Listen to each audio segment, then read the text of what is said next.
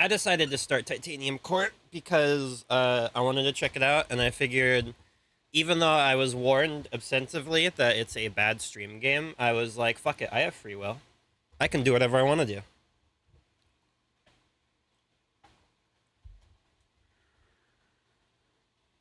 Do do do do do do do do do do do do do do do do do do do. Why is it not showing up on OBS? There we go. There we go. I've heard it's good too. I've also heard it's basically just Umi and Echo. So if I read or if I play this, I don't have to read Umi and Echo anymore. That's how it works, right? Alright. What are the options?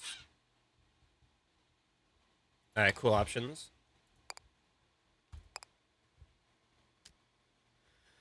A man steps on stage and taps a microphone. Good evening. Before we begin the game, there are a few announcements. First, due to the unexpected circumstances, the part of the player will be performed by an understudy.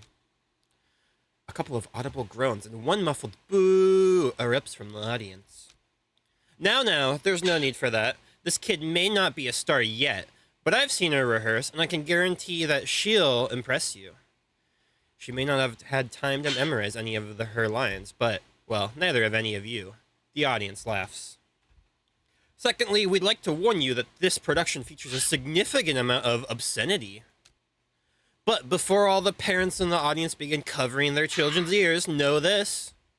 The stage is enchanted, such that the obscenities can only be heard by those of sufficient emotional maturity to handle hearing them. And finally, the writing room would like to issue an apology for failing to complete the script before this performance. They're working on it as I speak, so it is my pleasure to announce that tonight's performance is also a race. Who will win? The writers furiously working to finish the script, or the performers attempting to perform it? I can't answer that question, but I can announce that the race begins now. We hope you enjoy the game. Where should you start? You're walking through the woods. Oh, look, there's me. When the world around you shattered.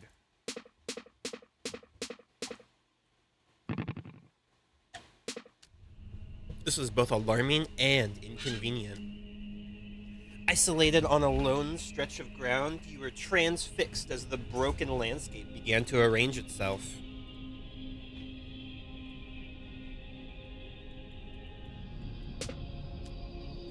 Your eyes followed trees and hills collapsing in lines of three, as if the forest you knew were a knot being carefully entangled. You dared not move from your position as the ground beneath your feet quivered in anticipation of shattering further. You passed the time this way for who knows how long. Do.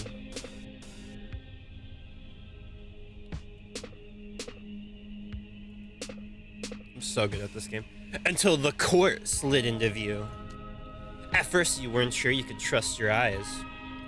But there it was, a great shining structure among the rolling landscape, something stable, an enclosed shelter. You kept your eyes on it, hoping it would draw close enough that you might peer inside its windows. Surprisingly, the court appeared able to move freely through the broken landscape, disregarding lines of three as it approached your position. Court mentioned? It is the Titanium Court. Okay, I can just move this. As it came near, the shattered landscape lurched. Hello, Dons. How's it going? With little warning, the four snapped back together as if someone had pulled a knot of reality tight once again. Except by now, it wasn't the forest you knew. It was hardly even a forest. You stood stretched and began the hike towards the court. Okay.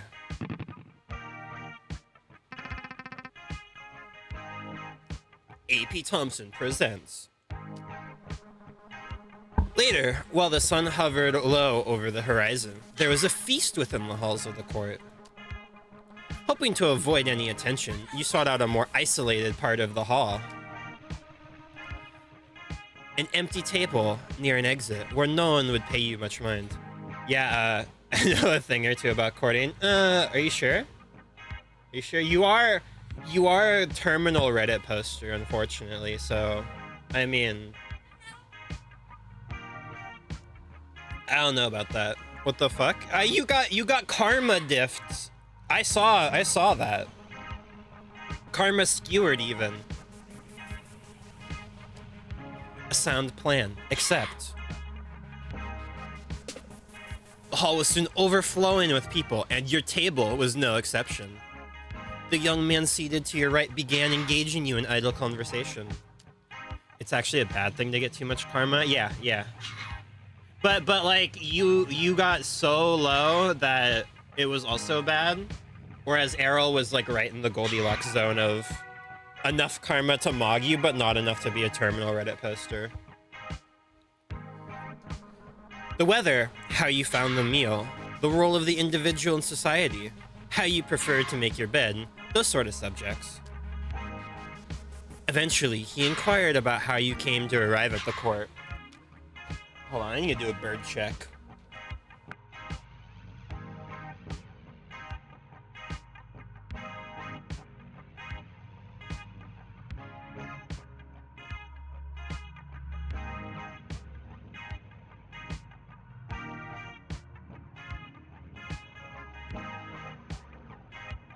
Alright, bird treat has been deployed. We have about 10 minutes of free time. Which answers my question quite thoroughly while raising many more, he says, as you conclude your tale. But forgive me, you haven't actually finished your story, have you? You admit there is a bit more, though you have yet to make sense of it. The people within the court were earnest, but odd. After your arrival, you attempted to get some answers about your whereabouts and the strange circumstances outside, except they spoke mostly in riddles and nonsense, didn't they? They did. Let's find out where you are. A man resting in the shade of the wall.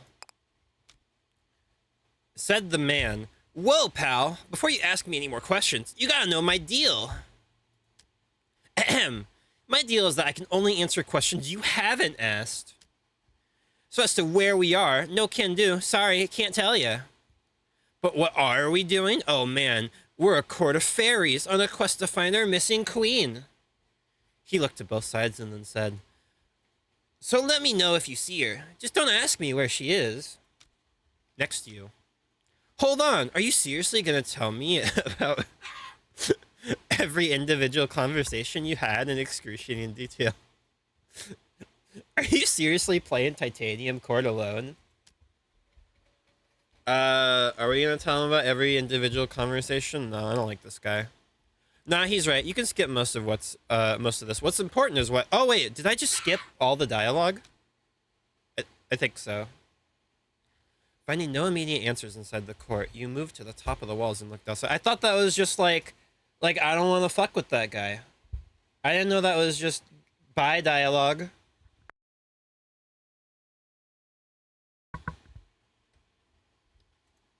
Okay. Perhaps there was something you could see from this vintage that would shed more light on your situation. Yeah, reset. Playthrough ruined. To the contrary, conditions outside the walls were even stranger than they were before your time of arrival. The rest of the shattered landscape had now melted away. The court stood alone amid a void. Yeah, I meant to miss stuff. You're right. It's pathologic all over again. Every dialogue box I miss makes the game better. But not for long. Like a rush of water, new surroundings began to surround. Much of the new topography was familiar to you. You could identify fields, water, woods, and hills. But there was something else to see. A menacing group of other courts were also part of the landscape. You were not alone noticing these other courts. Someone shouted, "The war! The war! The war is here!" Someone else? That can't be. Puck said no wars until we find the queen. Then perhaps he should explain that to them.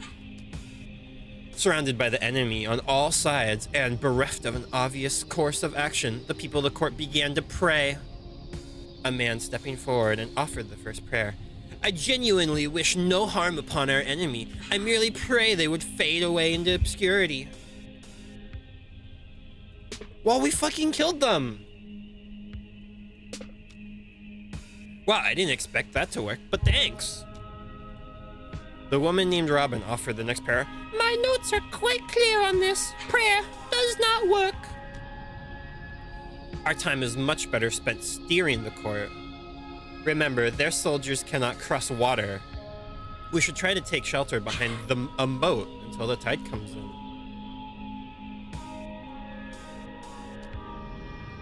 There, now that river protects us from nearly half the field. Does it? Oh, I guess it does. But there's only 3 guys over there. Hills should also slow their advance, so for my next prayer. But the next prayer did not belong to Robin. The next prayer belonged to the cat. Meow. Oh, August? August? August, is that you? It's fucked up. It's just you. Blue eye, pink cat, it's just you. Meow. So long as we are making demands of God, then my wish, as ever, is to be fed. Meow. So long as we're making... Oh, wait. I repeated dialogue. Alright, so it's giving us the... Psst, hey. You probably didn't know... I did notice. But something just happened over here. What happened is, by matching fields, the court has just acquired more food. Similarly, the other parts of the battlefield can be matched to earn water, wood, or stone. None of the fairies in the court will tell you this. Their religion forbids them from acknowledging the existence of the user interface. I am a secular tooltip. I fear no god. I will do my best to provide you with this vital information. Hey, Toppy, hey, Hazel Auntie, how's it going?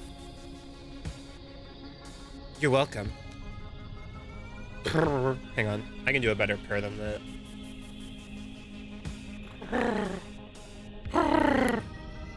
Yes, more of that, please. I don't know if the mic even picked that up. Robin then bemoaned the loss of the moat. And we face even more of the enemy than before. Why do I bother?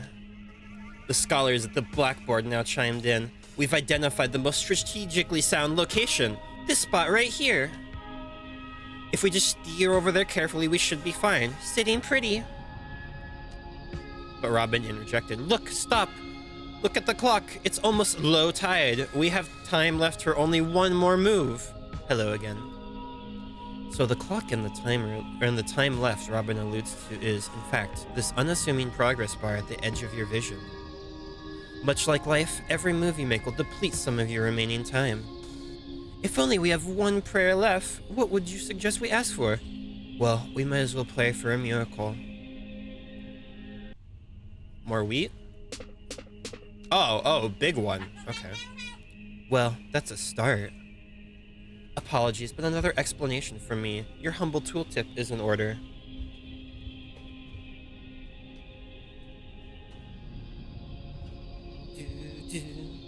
The previous move changed multiple matches today. Because of this, you have earned some bonus time. For the fairies of the court, this might as well be a miracle. Is there any chance we could do that again, whatever that was?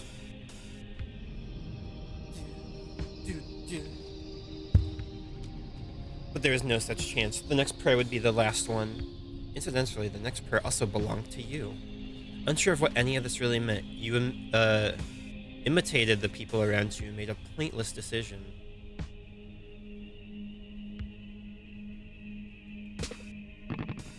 Alright, well, we got some rock.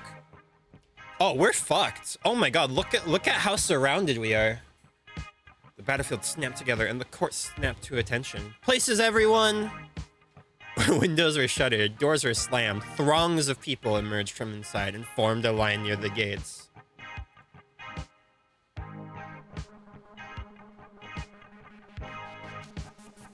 A tap on your shoulder, one of the scholars. We could use some help in the dressing room if you have a free hand. Along with the scholars introduced to you as Hop and Skip, you sorted through a large pile of costumes, props, and weapons. Check the tag on that, would you? Make sure I put it together properly. Hold. Farmer, working fairy, gathers food from fields. If it looks correct, feel free to hand it out. You handed the bundle of farmer's apparel to the first person in line. Undeterred by the idea of harvesting wheat in the middle of the battle, they whistled while they marched out of the front gate. Now deploy another farmer fairy. Now see if that one fits anybody. Soldier, offensive fairy, attacks the enemy. You handed a bundle of armor and weapons to the next person in line. She tested the weight of the weapon in her hand. I haven't received any training, so I'm just planning to hit anything that doesn't belong to us. After this minimal preparation, the scholars considered their work finished. Is the game too loud, by the way? It sounds really loud on my end.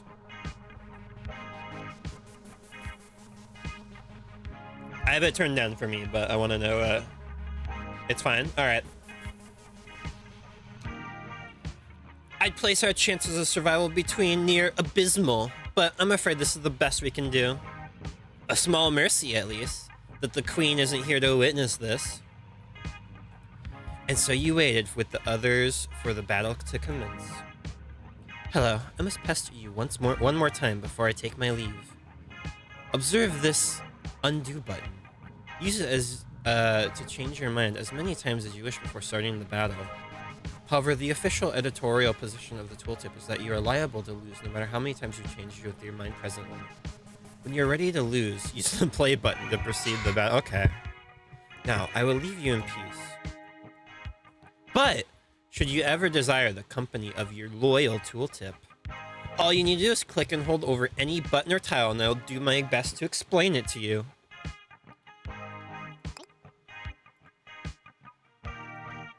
Alright. We have two dudes.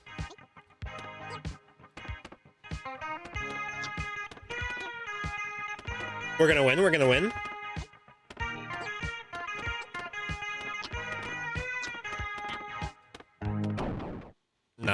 No, we lost. Okay. The hollowed chalice! Ace Attorney, we're still back! And then, sometime later, as the sun hovered low over the horizon, there was a feast within the walls of the court. The man to your right is besides himself with laughter. Okay, so our court, caught off guard by a sudden war, stumbled behind enemy lines, made a token attempt at resistance, and was summarily toppled. Do I have that right? Yes, that does appear to be an accurate summary. Well then, I'm certainly glad I slept through that. Ha!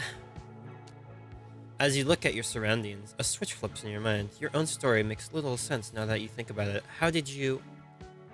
Your companion pats you on the arm. Don't worry about it. If our court couldn't withstand physical destruction, we wouldn't last 5 minutes in the pull of the tide. But enough of that. It's about time I made some introductions. As you've narrowly avoided learning, this place is called the Titanium Court. Meanwhile, I have the honor of being the steward of the court. My name is Puck, although my lovers and enemies call me Goodfellow. I am chief advisor and friend of our eternal to our fair queen. As fancy as that sounds, in practice it means he's unemployed. One of the scholars, the man named Hop, has approached your table. He appears to have had a drink or two, or 4. He pulls up a seat between the two of you and assumes a jovial attitude. Guess the queen stood us up, eh, Goodfellow? Lucky for her. I'd say I'd skip town too if I knew what a sorry showing the court would make.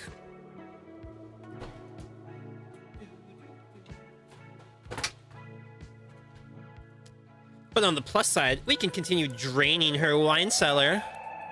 Now, are you gonna help me with that, Goodfellow, or are you just gonna stare at me? I don't mind either way. Flirting? Yowie? Toxic Yowie? Puck, staring at the scholar, mouth agape, slowly inhales and pinches his nose. What fools these? How drunk are you, Hop? The queen is right here. I've been speaking to her the entire feast. Oh, record scratch? An excited hush falls over the entire hall. Hop blinks, looks at you, looks at Puck, turns bright red. Hop! Oh, I see it now. That calls for Her Majesty's finest vintage. I'll be right back. As Hop make a quick exit, you look steadily at Puck and shake your head. There's no use denying it now, not after the tale you told me. If you'd like more proof, just take a look at where you're... Oh, we are! We just took the head of the table. Aura, girl boss? You slowly take in your surroundings.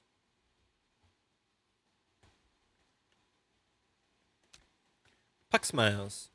Now, if I may conclude my introductions, let me present the court to your majesty, and likewise. He stands up and addresses the entire hall as he says, long absent, the queen of Titanium Court, always a stranger, has a right... The head of the table, Kinzo equals queen. It's Umineko. It's Umineko all the way down. The overseeing view of the scene is very cute. I like it a lot, yeah. It's giving like old retro RPG, like not even like NES, but like old computer RPG vibes. Kind of like Ultima.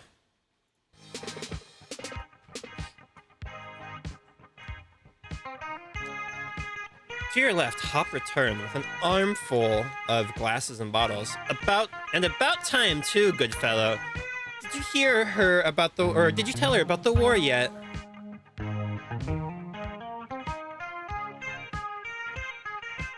Chapter 1, a place beloved only of clowns and criminals. And then, just a short while after the feast, the court returns to war. Alright, time for pick 3 slop. Let's go. You're in charge of the war now, your majesty. You should be fine. Just remember everything we've taught you about magical warfare. Blinking slowly, you remind them that at this exact moment they have taught you roughly nothing about magical warfare. Ah, good. She remembers quite clearly. While the field is broken, arrange it to your advantage. Consult the ever-changing map. Oh, is this just like, it's like tiles? Signage dripping with symbolism. Birdcage, a well-defended fortress, creates a moat at the start of each battle. Local non-profit, focused on distributing wishes to the underserved. Periodolic pumpkin, a plant processing a friendly false face. Storage unit, it looks like one you've rented in the past. A seat announcing beginnings, the soapbox of the natural world. You don't know what any of this means. Alright, we got the farmer and we got the soldier. Let's see.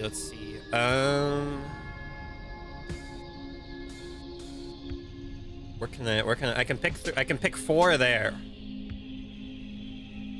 Ooh, okay, we're here. We should probably get to the bottom.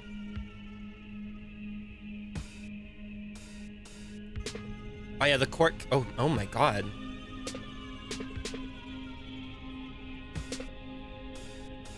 All right.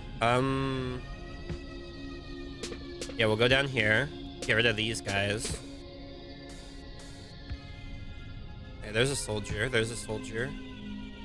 I'd like these guys to die.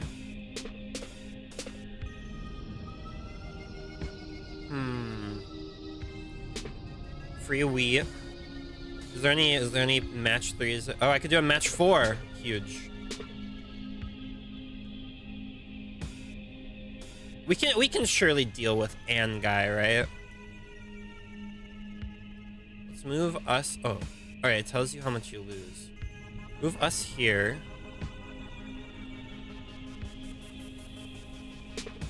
Oh. All right. We're gonna want... Alright, 2 soldiers, and the rest are gonna be farmers.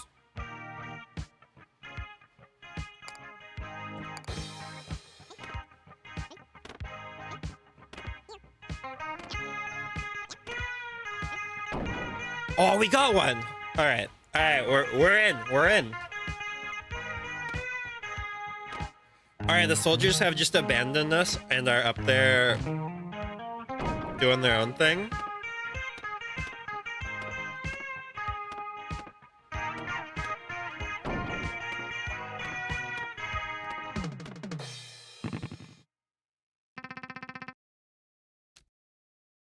Well, having now achieved some kind of victory in the war, you wonder if somewhere in the court might help you return home. It would be our pleasure if you could show us the way. Also, that was only one battle. There are many more to come, if my notes are to be trusted.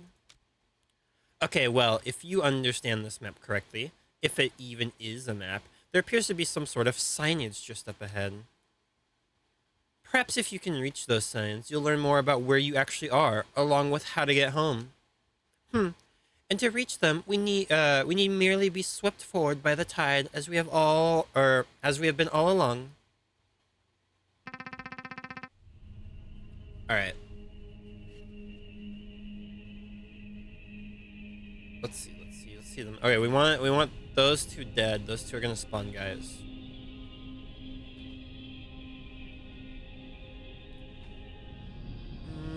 Alright, I guess we do a wheat. We move down. Triple castle. Do that. Alright, there's gonna be 3 guys. 1, 2, okay. Quadruple wheat. Oh, okay. No, that's, wait. Well, that kills 1. A quad rock. Oh my god.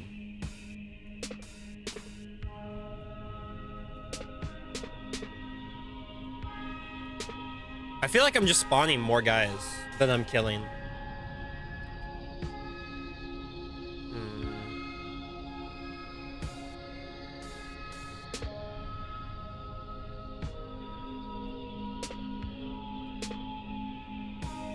Alright, we can handle 2 guys. We can handle 2.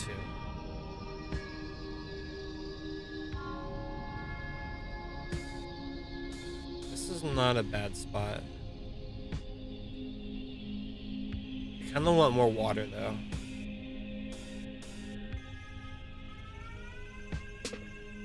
Alright. Take a look inside the storage unit. You're quite curious about what you might find inside the storage unit. But it's locked. Alright, we're gonna want 3. We'll do 4. 4 guys. And then the rest is farmers.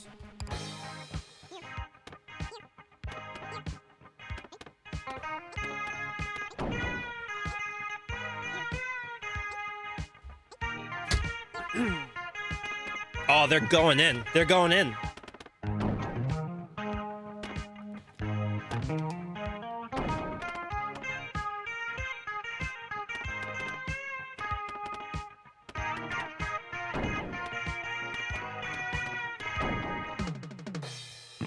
Oh, we have so much food. 38.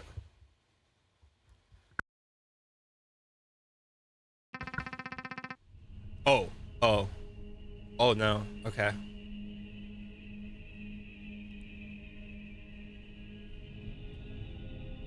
Wood? I need water. I need water bad.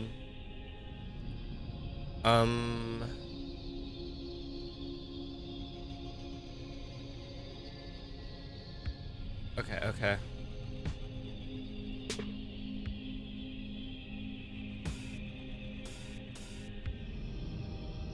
Oh, we're so screwed. Holy shit.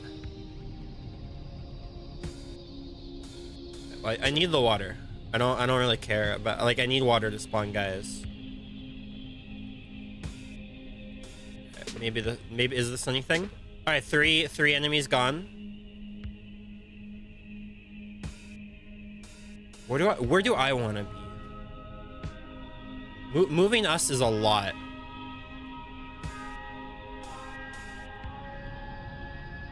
All right, we can go down again.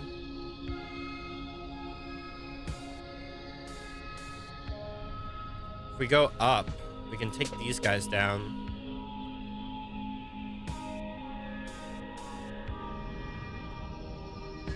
That'd be our last move. I need the water. Oh, whole huge.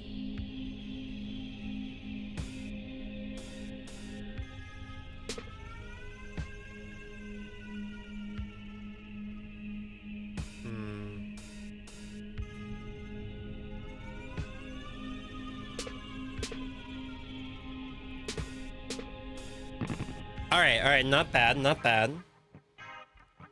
There's only 2 ways they can come through.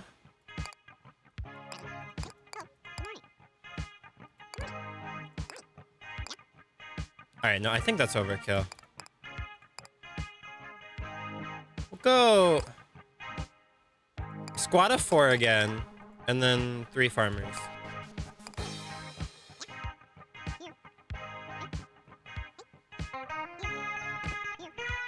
The wheat fields are right there, so they'll get a lot of food. All right, I think this is good.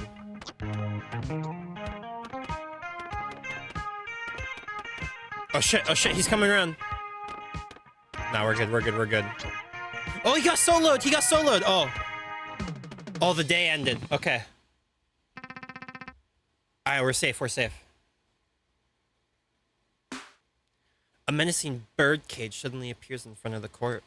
Your Majesty, I have notes on this foe. Let me know if you'd like to see them. Alright. Robin has notes on how the birdcage behaves in battle. Right, here's what my notes say. First, at the start of low tide, the birdcage will flood its surroundings with water. Following that, the birdcage will attack the court with birds. Fighting it may prove tricky. If it's always surrounded by water, the court soldiers will be unable to reach it. You agree. You wonder if there's another approach the court could take. Either way, you thank Robin for the information. Wait, aren't some of those enemy courts empty? You've noticed a subtle difference between some of the enemy courts on the battlefield. While many courts have soldiers prominently stationed outside their gates, there are also plenty of them that appear to be completely empty. You may think, you can maybe assume that these empties will not attack during the coming battle.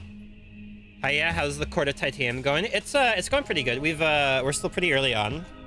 We're on like, I don't know if this game is a roguelike, but we're still on the first run. We're on like battle 3.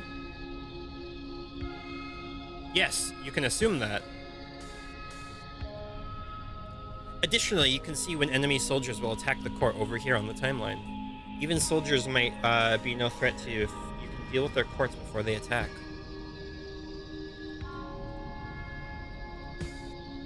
Alright. I don't have more units. Alright, we're here.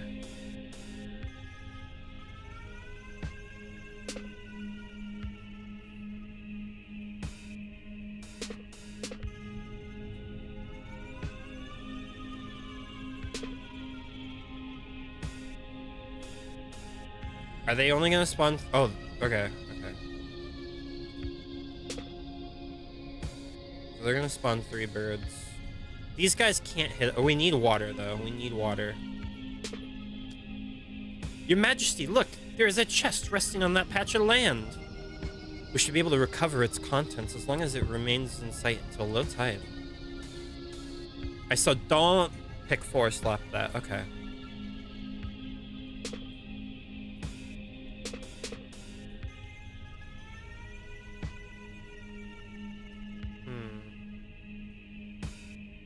I desperately need water.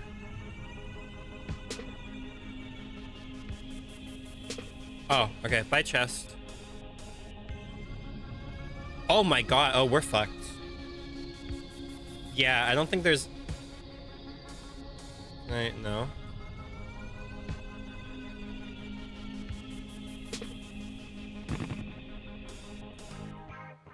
As the low tide began, the birdcage surrounded itself with a moat.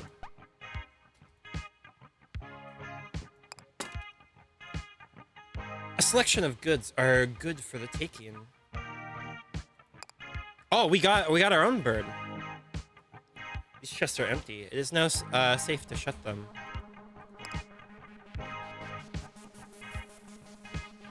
All right. Oh, they don't even need money. Offensive winged fairy, unhindered by terrain. Are the soldiers better?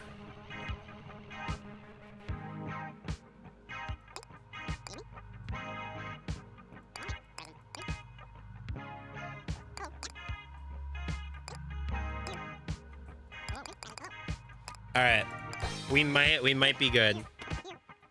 Although we're playing on the defensive.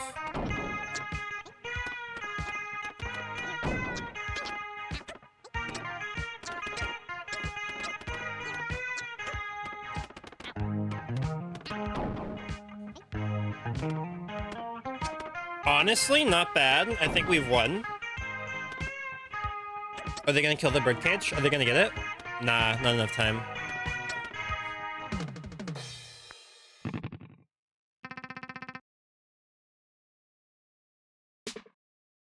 Having escaped the birdcage, the court now arrives at its initial destination. Taking a spyglass to the top of the walls, you see if the signs ahead can give you any clue or directions. Dead end. Oh, I know this one. This is a Memento Mori. I hear they're popular among mortals. Persona 3? This one is quite simple, perhaps even unrefined. It says dead end, so any mortal who reads it can remember exactly what waits for them at the end. In case they forgot. Precisely. Okay, well, where you're from, the sign genuinely or generally means that you cannot proceed any further. As you say this, a gasp. Her Majesty is right. The court is not facing forward. We've been letting the tide carry us backwards ever since the feast. Okay. Well, in that case, how would you go about correcting this misalignment? The cat responds to the question by falling asleep on your lap. The beast is right. A good night's sleep should return the court to its default state. And so the court decides to retire early for the day.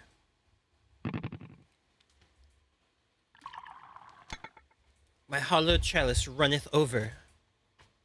With time and repetition comes comfort. You feel your maximum level of comfort increase to 1. The next morning, you awake in a strange bed. The bed is strange, not just because it's not your usual bed, but because it is also not the bed you fell asleep in. Puck told you any room within the court might be the Queen's, so you parted with him at the first room you found that wasn't already occupied. A small chamber beneath a staircase, a twin-sized bed neighbored by a nightstand, and a lamp, a small desk in the corner, no windows. Meanwhile, the bed you awake in is queen-sized and contained within a spacious chamber that opens onto a balcony.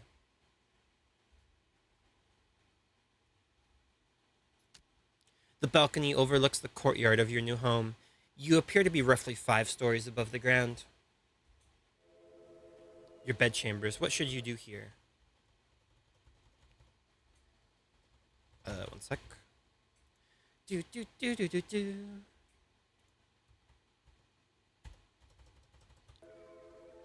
Keys. What do we got? You look over the scant possessions that were on your person when you arrived at the court. Everything appears to be where you left it, with one irritating exception. Sometime between your arrival and now, you've managed to misplace your keys! In a way, you suppose you also managed to misplace the locks those keys are intended for. A mystery, admittedly, of much greater concern to you than the missing keys.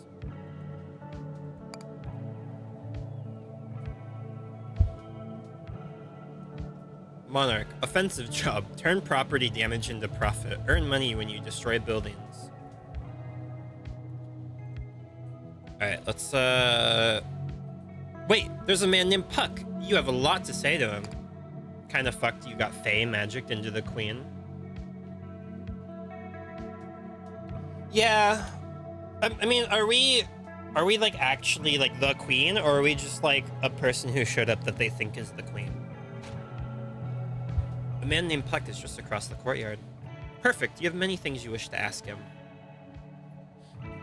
He fucking ran. You might be imagining it, but he seemed to retreat the moment he... Off with his head! Off with his head.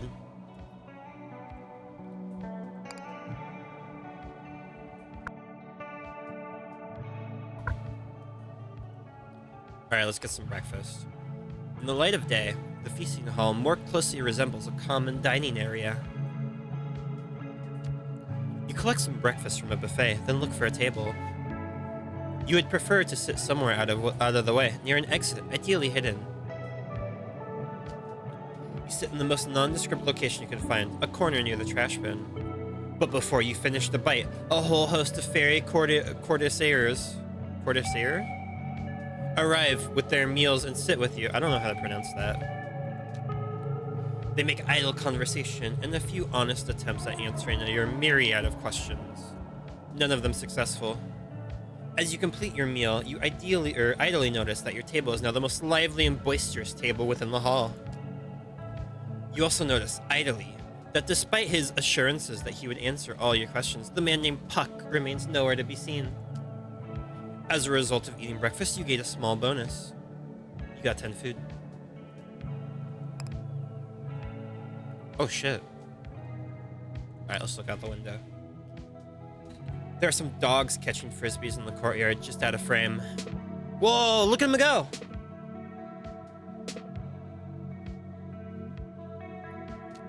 Neat. Alright, what's the map look like? Catapult matches with all fortresses. Fires from a distance, but is blocked by hills. Decently flammable. Hopefully it informs you of available goods or services. An abstract representation of a single battlefield. Alright, wartime.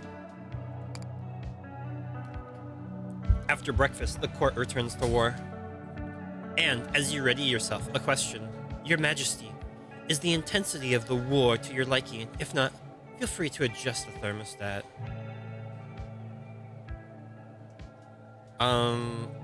What does that mean? Text box Chan? +1 comfort. With her calculator returner, Robin can give you a detailed analysis of the battlefield. Start with the ability to produce lumberjacks. That seems like the best one. Increase the market transaction limit by 5.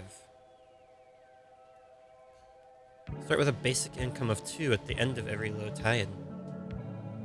I'm gonna go lumberjacks.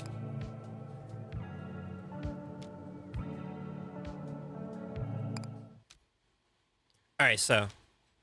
Can you be certain the court is facing the correct decision this time? Or direction? Of course, Your Majesty. Observe that the sun is now rising rather than setting. Very well. You suppose you'll attempt to reach those signs again, although you doubt you'll find anything useful.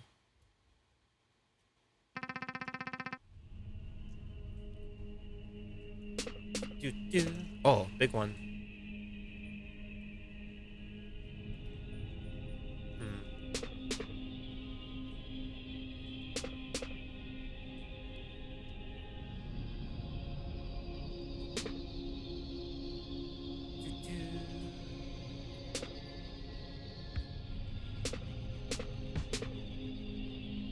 Bum bum.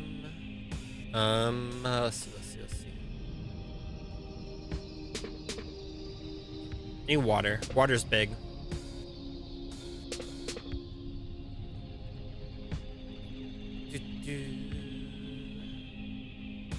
Alright, we have a forest and we have a wheat next to us.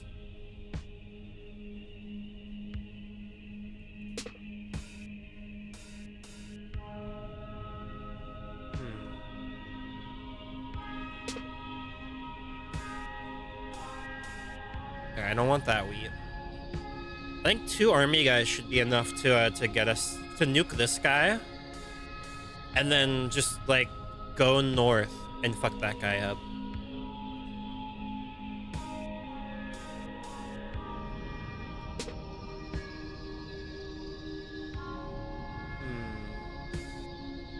I don't want to get rid of the chests.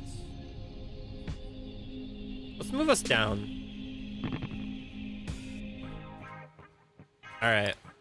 So let's go with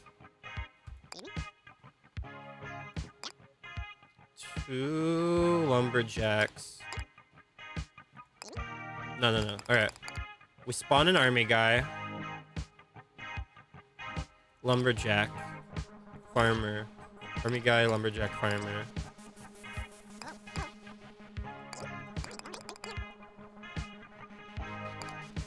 We'll keep 2 water in reserve.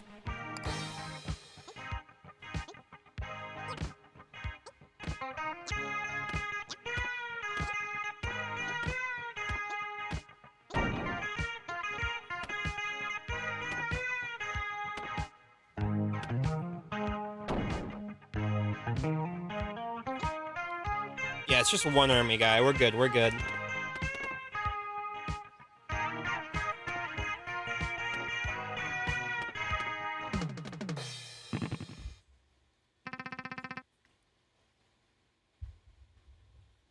Oh shit, money.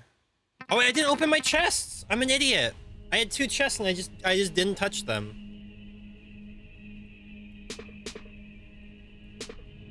I'm so owned. I'm so owned. A tap on your shoulder. Robin points to the building in the distance. Your Majesty, that shop is neutral to this conflict. We should strongly consider stocking up on supplies. Of course, that's only if it stays in view. If it disappears before low tide, we'll have to wait until we pass another one. Oh, we've only got 3 money, though.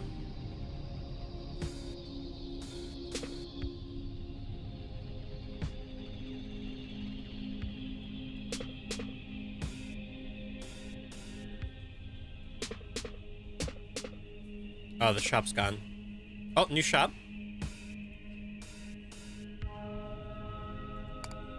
Oh, what do they got? What do they got? I know how money works. Oh, sorry. If you're so confident, how about you tell me where money comes from? Destroying the castles. You've observed that, unlike food, money does not simply materialize during high tide. Instead, a court earns money by... Oh, you have to kill him on the battlefield. Alright, got it, ma'am. You really know your stuff. Sorry for putting you through the ringer. Hey, just for reference, you can also use money by selling your stuff. Maybe to us, but I'm not gonna quibble. Anyway, here's what we got on offer today. Great banner. Allows all your fairies demonstrate improved hustle, guts, and moxie. Archer outpost. Harasses passerbys. Centaur. Cannot go over hills. Archer, defensive fairy, guards your court with arrows. Increased range from the top hills. Or money. Or food. Alright, we want the shop in view.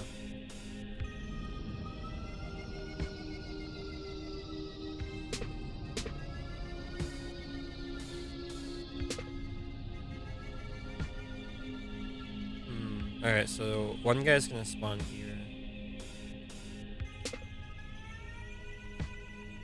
I don't think there's a way to get that guy out of here.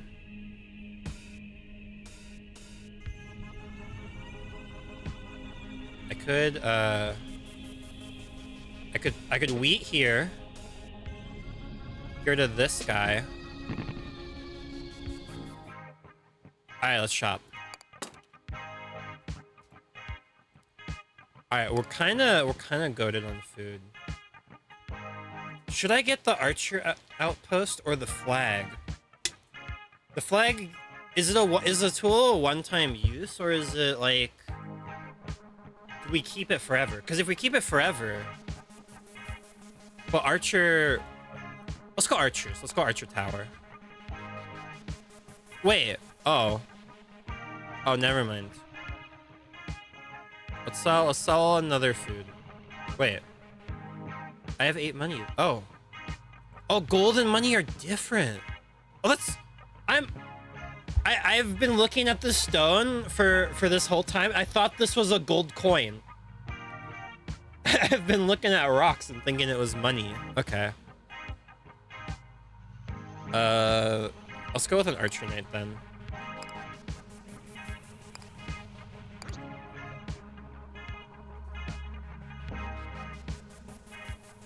We need...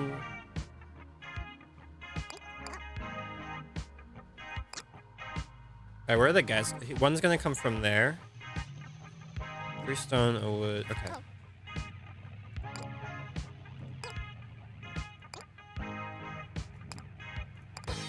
Alright, this might be bad, but I got a good feeling about this. Oh wait, they're not gonna destroy the fucking castles. Oh. I thought they would shoot the adjacent castles. I'm gonna get no money this turn.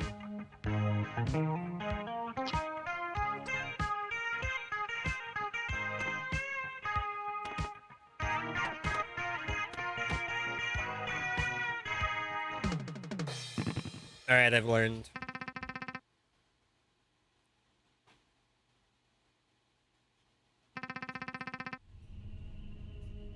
Billboard.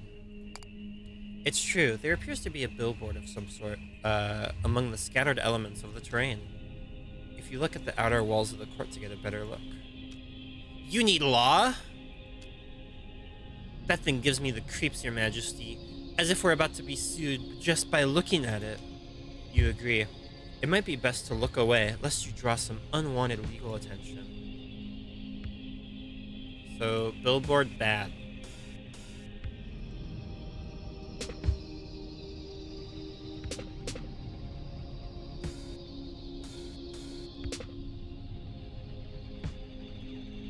All right, we've got the wall of stone and ocean, so we can just play match 3 up here. Another structure wades into the view. You suppose this is another... Look, Your Majesty, a temple of market! You should wish to pay your respects. It need only stay in view until low tide, correct? Correct, Your Brilliance! Your Brilliance continues to blind. Alright, let's get the market down here. Oh, huge. Huge. Okay. That gets rid of... I don't need the defense anymore. They're not gonna be able to make it. Especially if I do this. Yeah, there's only 3 guys. Alright, so we can trade food. We can sell shit. We can sell shit at the market. What do I not need? We're good on wood.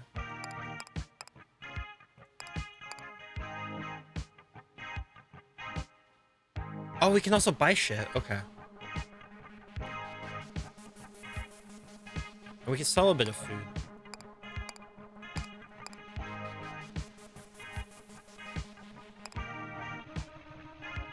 We'll get 8 coins. We'll get 8. Okay, so... we want farmers for sure.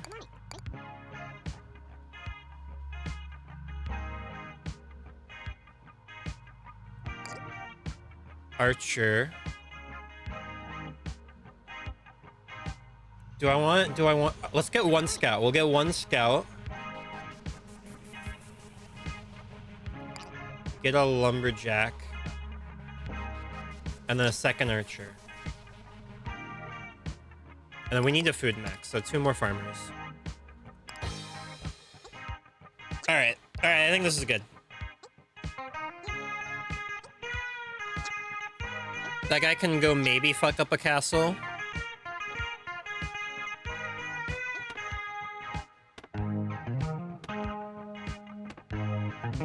Oh, we didn't even need the archers.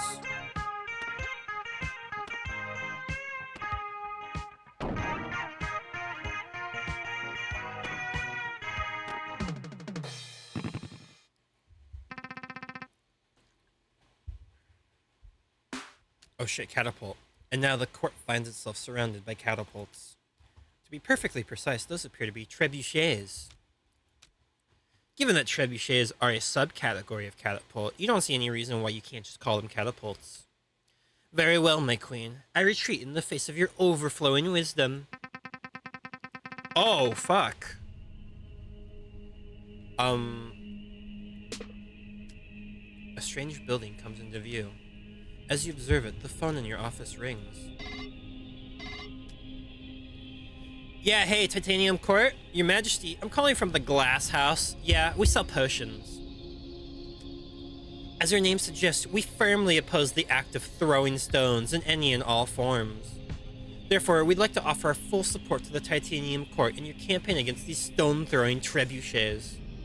To start, here's a pro tip, free of charge. The hills will block the projectiles fired by catapults. Just surround your court with hills and you'll be safe. If that doesn't work, we sell a variety of instant-use potions that can help you deal with this threat.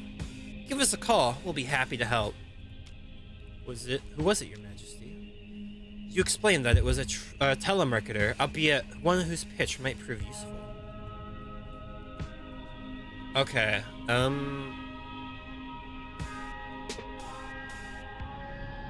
we need water for sure.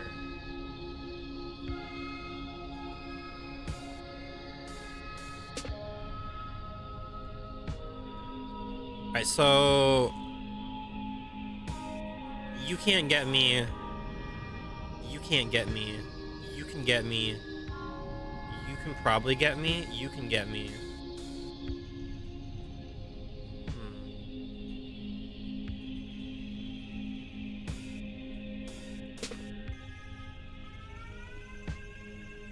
Okay, now you can't get me. You can't get me. You can't get me. So one guy can get me. 2, 3, maybe 4.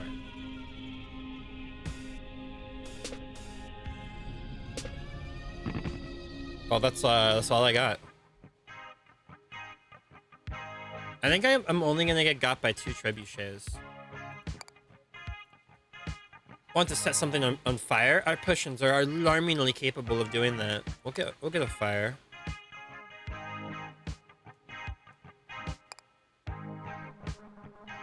What else you sell? What else you sell? This potion of geology can make Oh, okay.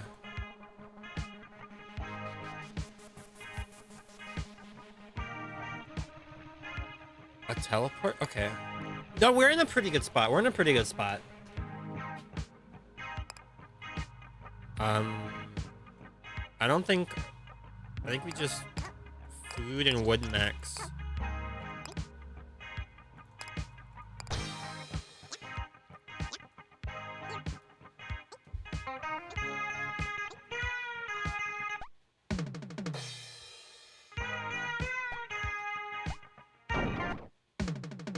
What, you're going again?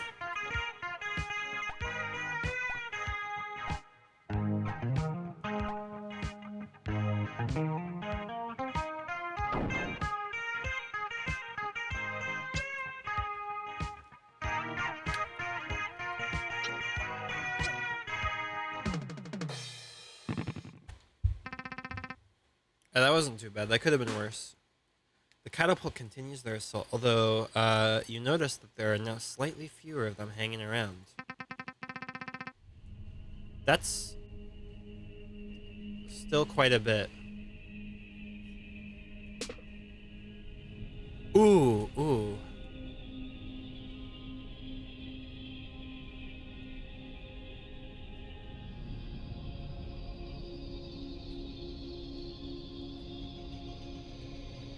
Okay.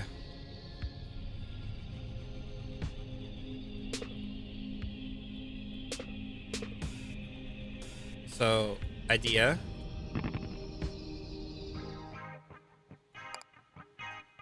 Alright, well... Will one guy be enough?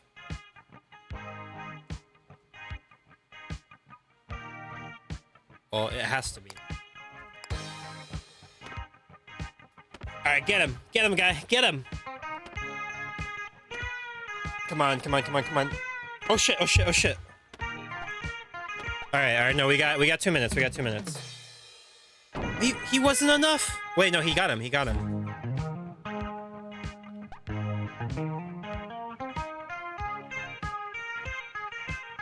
Oh, he's going in. He's going in.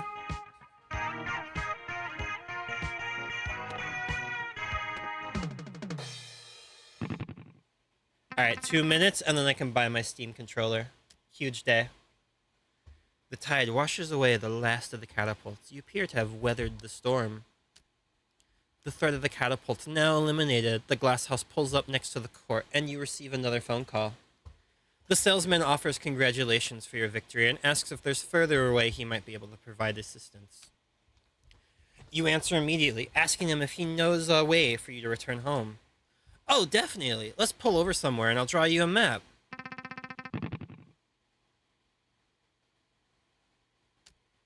The salesman shows you the map and explains the directions. Alright, so you've seen this before, right? You have, but no one thus far has offered an explanation for any of it. You assumed it was some sort of map. Hey, it kinda is, but it changes every day, so I'd say it's more of a weather report. But it's pretty simple. Each of these rows is a battle. Within a given row, each column is a battlefield. Do you follow? No, you don't. You'll figure it out. But importantly, did you know you can choose from 3 potential battlefields before every battle? No, you did not. Anyway, here's what where you're at right now, smack in the middle of the war. To get home, you're first gonna have to go and make it to victory, which is right up here. Oh. Before or after the dragon? After, of course. But making it to the end isn't enough. After that, you'll need to make an exit. Make an exit? Given the abstract nature of movement through the tide, would he be willing to elaborate on that? Oh yeah, it's confusing, right? These routes were conjured back in the 60s. Everyone was hopped up on allegory or something. Around here, making an exit means you're gonna consciously leave the path you're on. You know, like, you gotta fundamentally change as a person. Okay. Oh, hold on. Steam controller, live on stream, buying a controller. Hold on.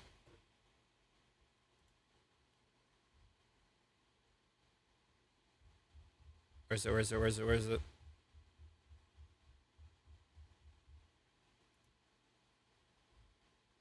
Buy now. Buy now.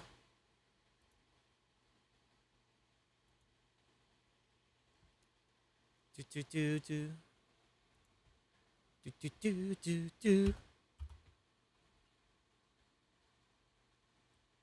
All right.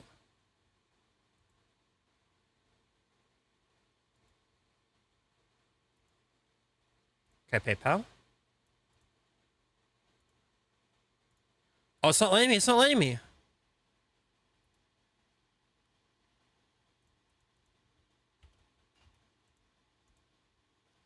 Okay. Next. There's an error. All right, we'll wait 1 minute. We'll wait like 2 minutes. I think too many people are trying to buy a Steam controller. Do I ever, Your Majesty? That's our specialty. He sweeps his arm back to to reveal a shelf of bottles under the maaaagic that reveals love potions. Is he attempting to make a joke? Not at all. Nothing changes a person more than love. Okay, you take a deep breath.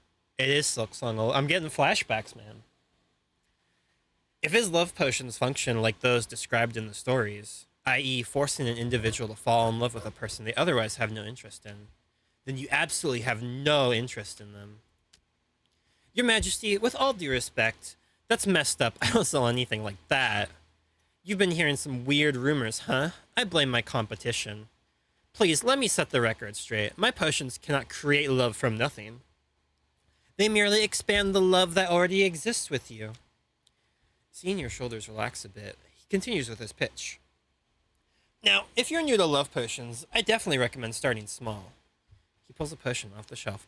Like this one, full of love for something called baseball. This one is great for beginners. The effects are really mild. Drink it, and you'll end up liking this baseball just a bit more than you already do. That's it. You suppose that does sound relatively harmless. If he thinks it'll also help you return home, you might as well give it a try.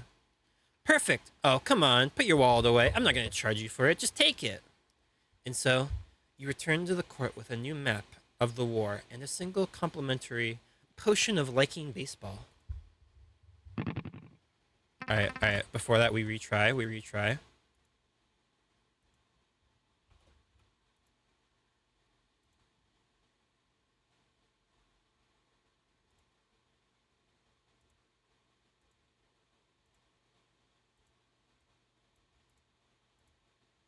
Nope. Alright. Ah, now you have a certain idea of what you're looking at here. Based on what the salesman told you, this is either a map or a weather report. Either way, the important thing is that you can choose which upcoming battlefield to traverse. Shop. Let's go shop. We have a lot of money. Centaur goons? That's got shop. This one's got a hospital. That one's got chests.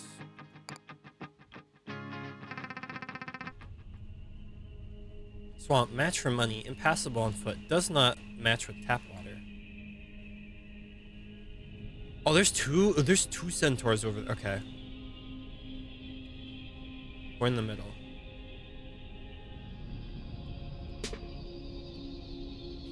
Get some stone, some wheat.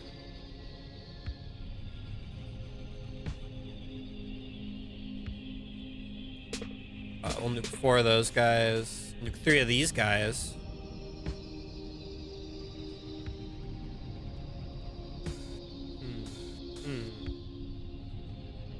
A lot of water here.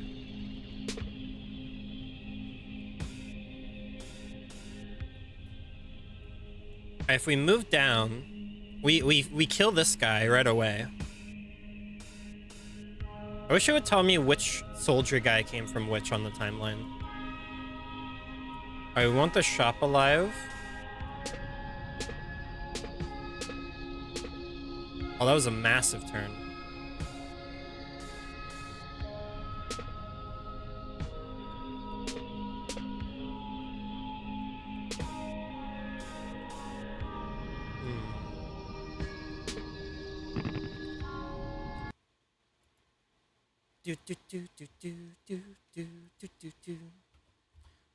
Sorry, every time the game pauses, I'm trying the Steam thing again.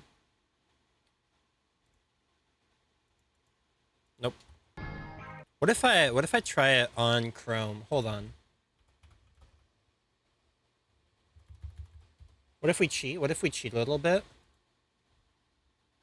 It's in my cart. Dude. Alright, nope, not working. Another sign. Another potential cultural misunderstanding. Incredible! A sign that predates written language and is comprised entirely of a single hieroglyph.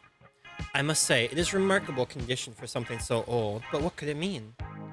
Given the symbol, the scales tilting in favor of one individual, it is clear the sign marks the presence of social inequality in the vicinity.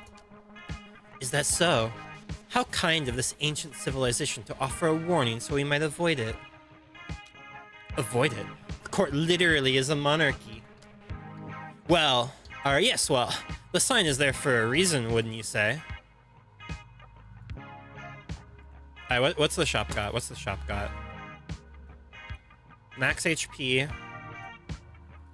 Turns fighters into lovers. Basic income, working job, receive $2 paycheck at the start of each.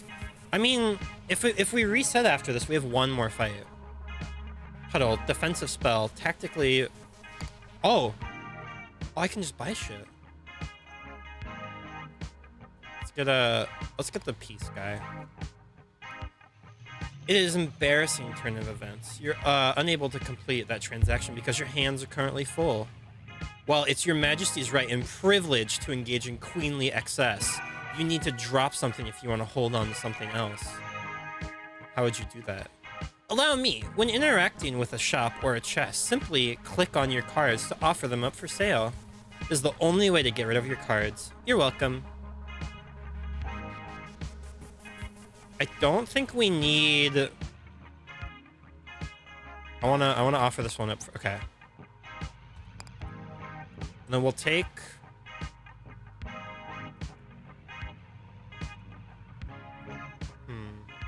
We'll take peace.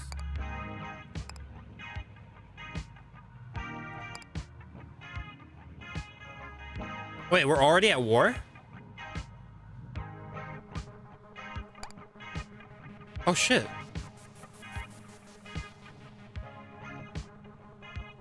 Can they even get to me? We'll get one archer just in case.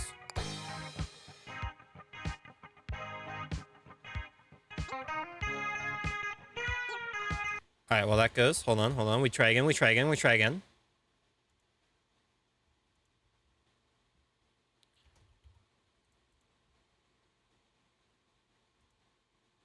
Nope.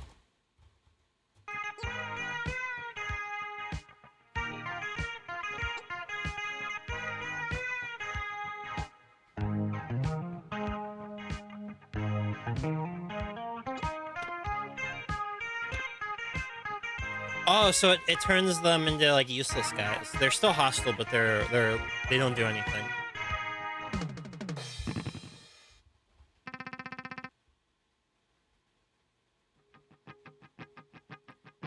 All right. Scamps and goons. Market boats and goons. I don't like boats. Rare chest. I want the rare chest. Knight's Keep matches all. Produces defensive knights. I don't like that. Alright, we need stone. Okay, so they can only come from the top now.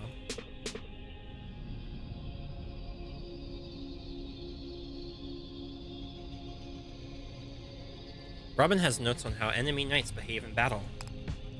My notes don't usually comment on minor enemy units, but there's a quick footnote here.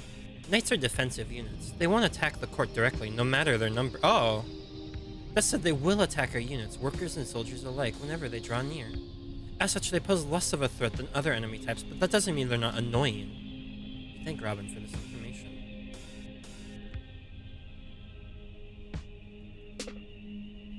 Alright, we need stone. We need stone. There's no stone. Alright, one rare chest.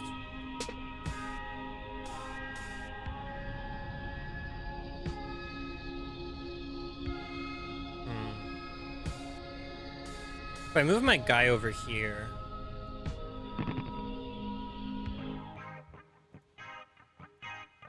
Alright, we're gonna get the chest this time. Post rock. Defensive broadcast designates all hills as valid military targets for both friends and foes.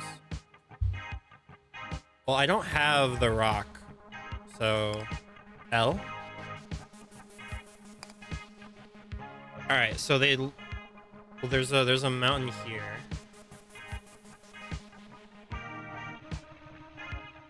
Do I want to replace the mountain with a guy? No, we'll get the one guy.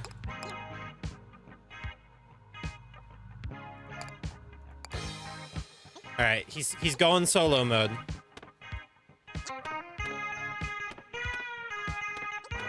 Oh god, he's down! He's down!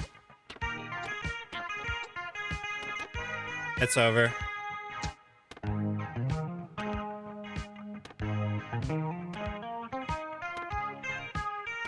Rip run.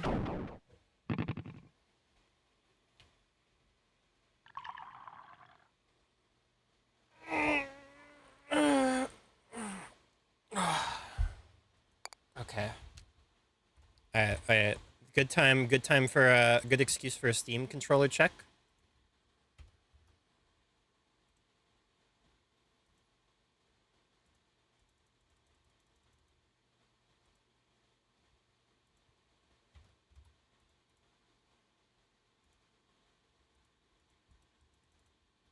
Nope.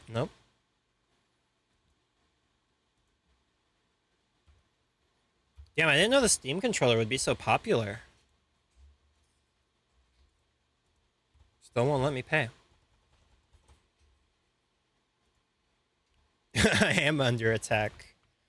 I just want my Steam controller, man. I've been excited for it for months. You found this time, things you found this time useful for your survival. Alright, let's shower. To your mild surprise, the shower, nay, the whole bathroom attached to your chambers is, to put it diplomatically, a bit shabby. Unlike the rest of your chambers, those which chose to stretch and grow with the size of your station, the bathroom remains small and intimate. If you're feeling less charitable, you might even refer to it as claustrophobic.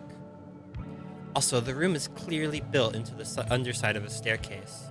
Various thumps and falls from above the ceiling provide ample evidence that the staircase is well traversed. You aren't complaining. You consider it a miraculous blessing that a fairy court outfitted with trappings of medieval Europe would also have functional modern plumbing. You turn on the water and test it with your hand. Despite the shower's appearance, the temperature is consistently warm and the water pressure is high. Just a completely normal, non-magical shower, mediocre even. You suspect that it'll be a good reminder of what your life was like prior to absconding with the cohorts of fairies. As you step inside and close the sliding door, you quickly react to the previous statement. The shower boss battle? The high-pressure water. The subtle ringing noise produced by the shower head. The echoes of footsteps from the ceiling. All combine to create a cacophonous cocoon of sound and steam. If anything, the shower is perhaps the most magical object you've encountered in the court thus far. You've let your mind drift for a while. Alright, so we're gonna want to build up thought bubbles. You go over the short list of things you've learned about in the court since the time of your arrival. 1. Titanium Court is a royal fairy court, a place bound by magic, to withstand the tide, whatever that is.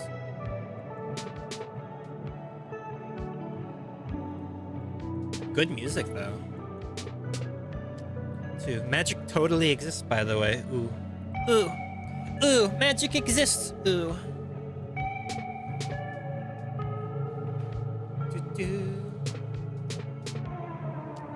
3. So do fairies, just so we're clear.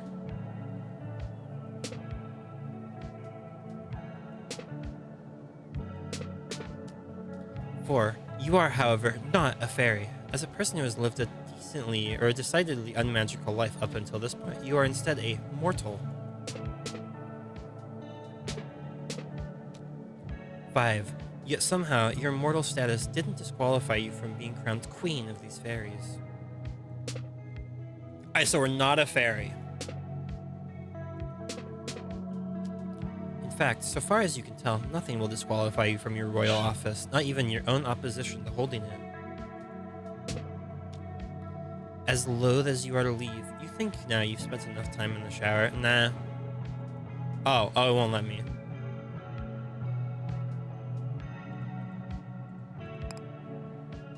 Suddenly understanding why Mouse called this her good game of the year. It's pretty good.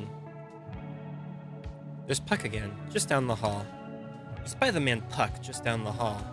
He does not appear to have noticed you yet. You're certain that if he had, he would already be making a hasty exit from your presence. Now might be a good time to follow him and observe for yourself what duties your steward is performing in lieu of offering you guidance.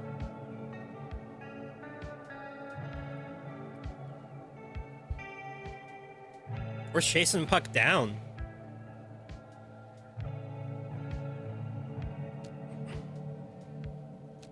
Okay, this is getting a little tedious. Fortunately, you can click and hold the left mouse button to speed up the processings. Try it in battle, too.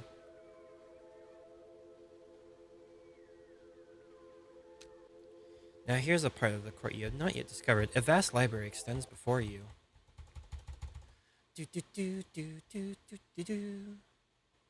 Oh, hold on. Steam's crashing. It's thinking. Oh, it logged me out of Steam.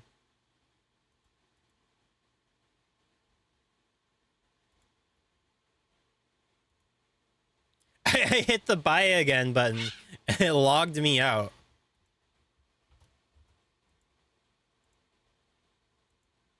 Alright, still not working.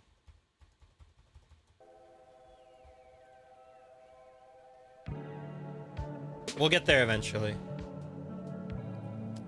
Wait! You suddenly realize with some annoyance that while you were gaping at the scenery, Puck managed to slip out of your sight.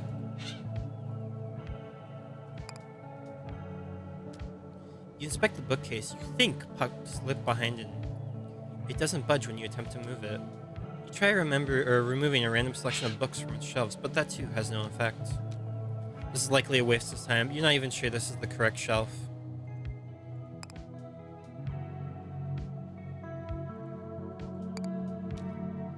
How do you interpret this one? A fantasy of revenge. The subject is smashing his guitar, most probably out of a seething hatred for rock and roll. I think you misunderstand. I've heard it is said that the smashing represents his fervent passion for rock and roll. But how can that be? With his guitar smashed, surely he'll find it difficult to participate in the day-to-day proceedings of rock and roll. You interject and suggest that he likely has another guitar at the ready. That the smashing might represent both his passion and his wealth of guitars. Her Majesty's theory is compelling, but evidence is circumstantial. After all, this theoretical secondary guitar is not featured in the painting. How can we be sure it exists? Perhaps the artist painted it somewhere in the negative space I've heard so much about. I suppose we'll need to keep an eye out for it. Alright, dining hall time, breakfast.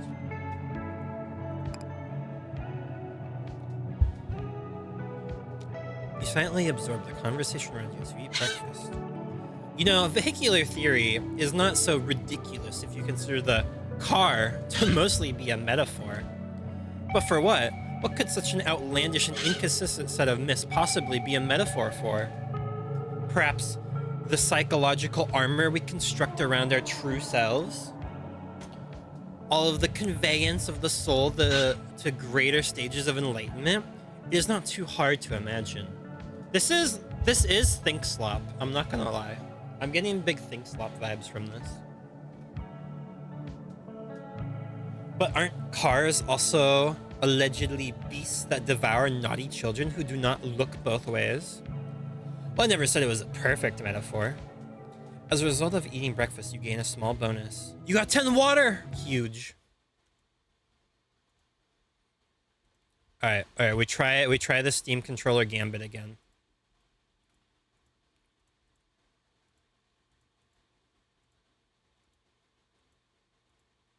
Do. Oh shit.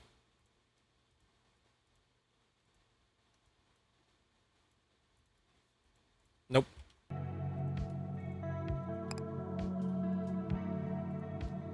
The potion of liking baseball sits in the sunlight.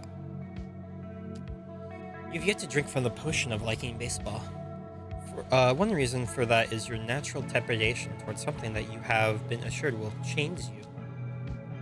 Another reason is that the potion's instructions clearly state that for best results, you should leave the potion directly in sunlight until it bubbles. While it's been sitting in your office collecting sunlight from the window since you brought it back, it has yet to start bubbling, so you continue to wait. Alright, so back to dinosaur eggs. The egg zone. There are eggs over here. Okay. Well, this exact extent of what you're supposed to be doing remains unclear. There is a growing list of things you think you should try to do. Recently, you've organized this list and placed it next to the ever-changing map for convenience. Achieve sufficient personal change that lets you safely leave the court at night. Achieve victory in the war.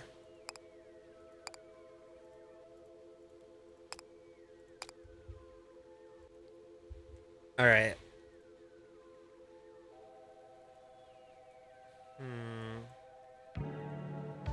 Start with bread, start with stone. Let's go with the miners.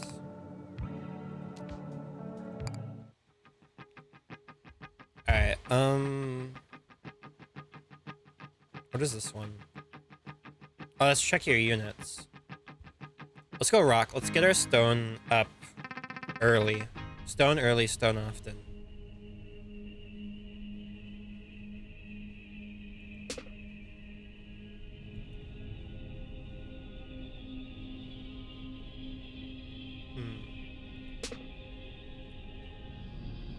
Do, do. Alright, we're not gonna get attacked, but we should have like one soldier to break shit up.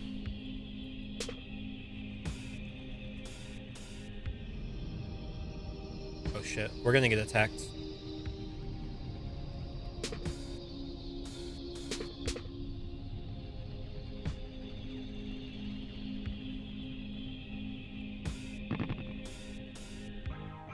Is there a way I can get rid of you? Ooh. Shield, defensive rock.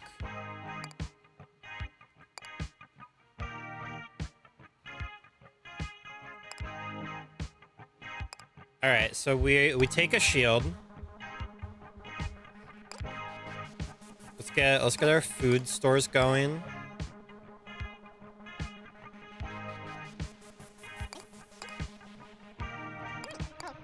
Food early. Wait, no, okay. Oh shit. Alright. 2 miners, and then this until we have 5. And the 1 shield.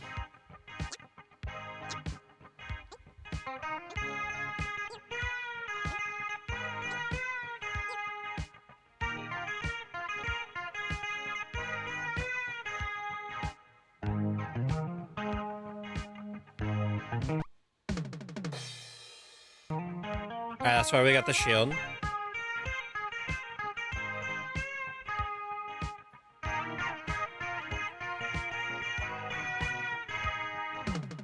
Alright, 28 food and 15 stone. That's not bad. That's not bad. Do. God, I want this Steam controller so bad. I want it so bad. You don't understand. All right, let's go to the... We don't have money, so let's go center.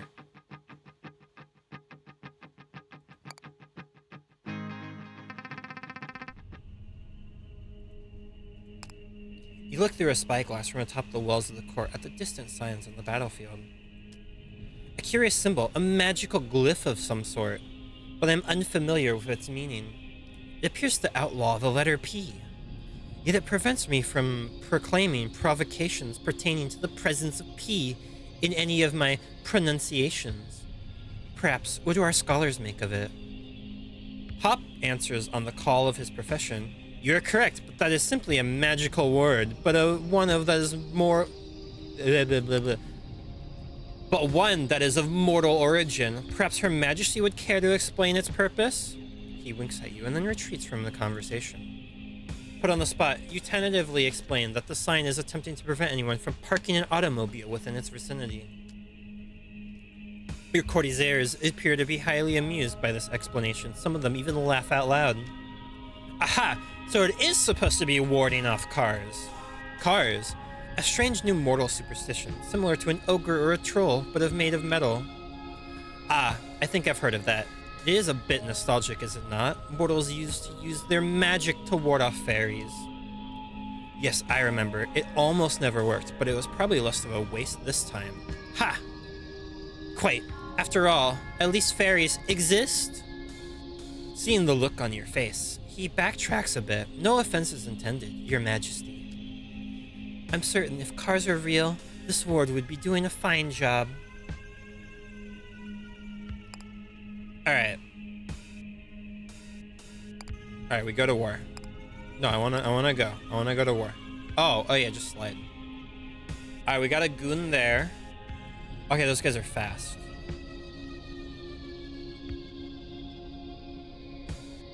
We need water. We're low on water again.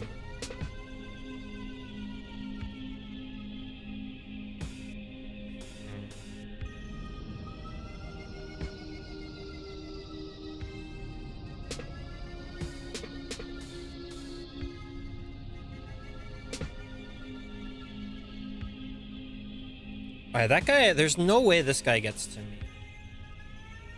So what if I move down? I don't see another way I can get water.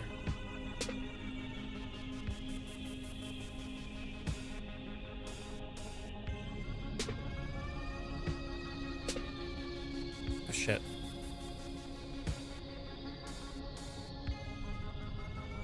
Let's see. Some more wheat. Oh, big. Oh, huge turn. All right, that guy's gone. All right, so you can get to me. You both can get to me. But it's two dudes. Double beam, offensive spell, raise your entire. Oh my god, 20 of everything? Thankfully, cars are fake, yeah.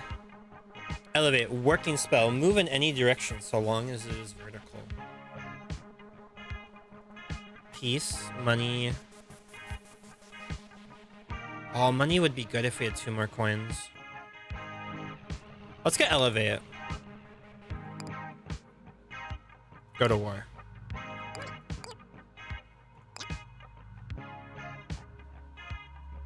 And then...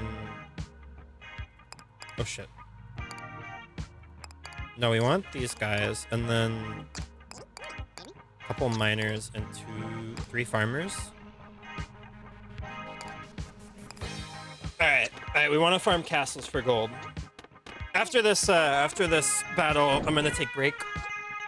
I need to go get another drink. My throat is, a bit sore.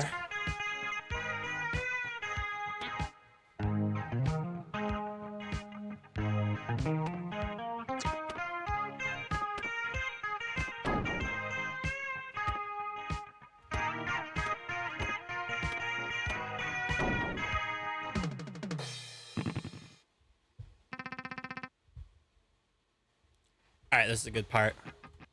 I will be going on break. I'll be right back. Do do do do do do do do do.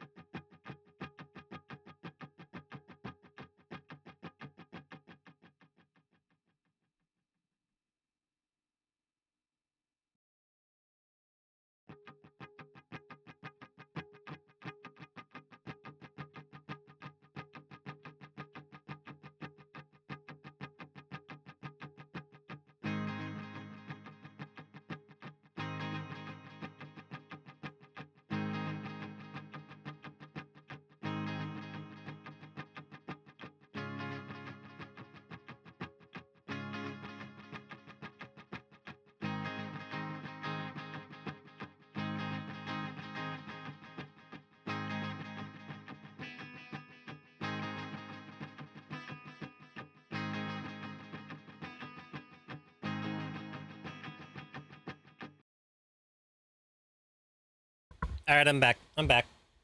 I got my controller. Let's go. I looked on Reddit and for like ways to get around the payment thing, and someone just said, just sit there and like mash the button as fast as you can, and it'll work. And it just worked. So if anyone's trying to also get the controller, just mash that continue button. Like your life depends on it. All right. I kind of... No, we need water. We need water. Oh, we gotta deal with bird. Oh, shit. Okay. So we make sure not a single bird is on screen.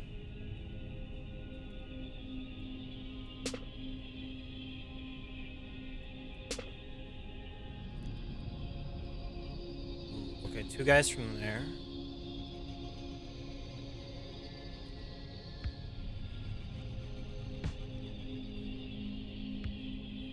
You know, for a water tile, there's not a lot of water here. I'm sure there's no way that the continue spammers are part of the issue. Yeah, no way whatsoever.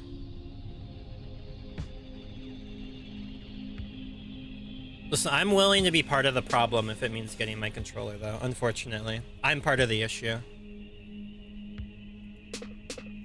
Oh, shit. Oh, I spawned a bird. I spawned a bird.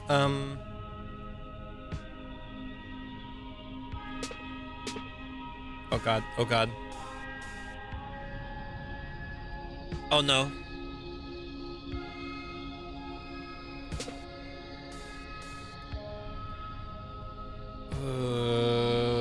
How do I get rid of the bird? How do I get rid of the bird? Oh, there's so many enemies. Oh, this is huge. I don't care about the chest. Oh, massive. No birds. All right, so you guys can get to me through the mountains. So I need guys. I need soldiers. Oh, the puddle. You know what? No. No puddle this time.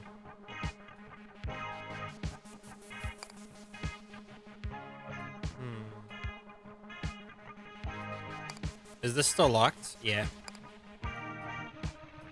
Alright, we don't have a lumberjack. So we just make... We also don't have access to wheat, so we just make 3 of these guys. 3... 3 or 4? 4 to be on the absolute safe side. No, you're going the wrong way! Wait! Come back!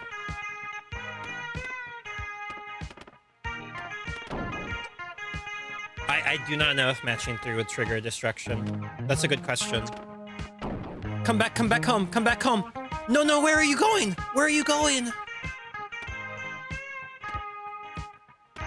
One guy came back.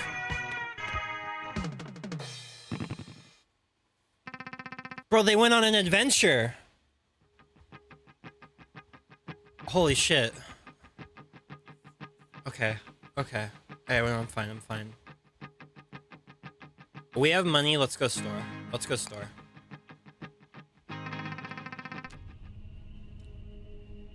You now notice that the battlefield is littered with a bunch of ominous... What are those? Wormholes? I'm not sure what to call them, Your Majesty, but those things are bad news. The tide never seems to group them with the enemy, but they never disappear when matched. Oh, okay, so you can match them with forts. Instead, they appear to merge with their neighbors, retaining every soldier those neighbors possess. If prayer actually worked, I would pray that we do not see them grow. They remain harmless as long as they're empty. Oh.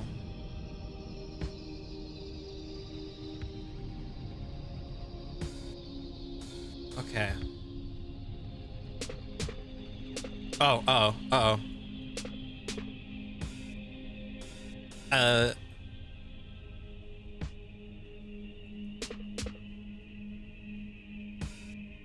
Egg zone?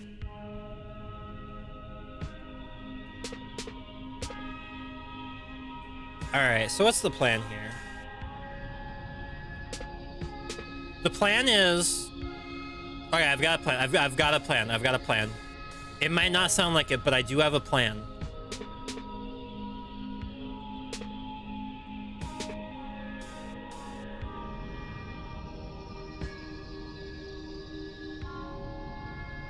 Okay, okay, okay.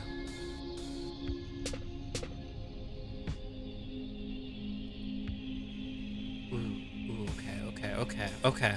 No, we have a plan. We have a plan.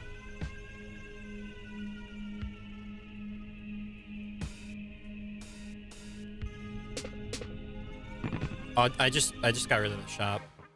Egg Zone! You receive a fascinating offer from the Egg Zone that has appeared on the battlefield. Your Majesty, great to see you again. Still trying to get home. Anyways, do I have an offer for you? He gestures at the large pile of eggs on the battlefield. That's right, you could become the proud owner of your very own football! Yo! Is he talking about the eggs? Eggs? What eggs? I've only got footballs here. They clearly look like eggs. Your Majesty, they're likely American footballs. I hear those are shaped like eggs. Hey, if you're gonna call a football an egg, call it an egg. Who am I to judge? The important part is, I'm prepared to part with one of these footballs for an incredibly low price. In fact, I'm prepared to take, or pay you to take one with I'm prepared to pay you to take one with you. If he's willing to pay you to take one, there must be some downside. You'd like to know what it is. Well, raising a football is a big responsibility. Too big for me. But you seem like you've really got it together, Your Majesty. You've grown a whole magical court. You command vast armies. You ask questions before agreeing to stuff. I can't think of anyone better suited to carrying one of these babies to victory. But, well, to answer your question, you know how the game of football works, right? You lose the ball, you get a penalty. I can't keep racking up these penalties, Your Majesty. I'm gonna go broke. But I doubt there'll be a problem for you, so what do you say? No. No. No. Shepherding the football to victory seems like too much of a responsibility. It's surrounded by like 18 guys. No. Well, that's fine. I'll be here with the battle starts. Let me know if you change your mind. Alright, we go to war. And then we go up here. And there's no way they get to us.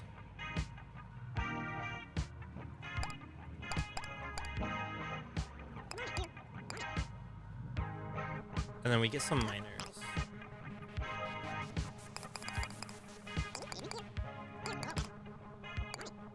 Alright. Oh, we're almost out of food. We need a food around.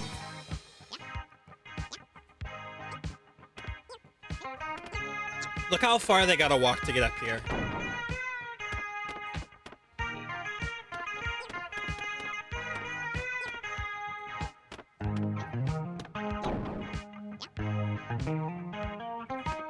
Oh, they're actually kind of moving pretty fast.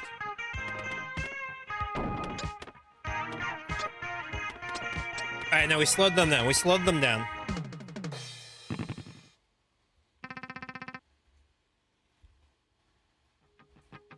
Alright, what are these? It's I do want to shop. Ooh, new list. Bring a football to the end zone.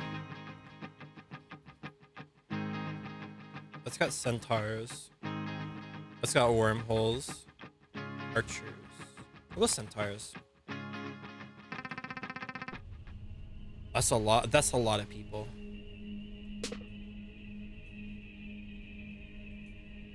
Okay, the enemy forts do burn.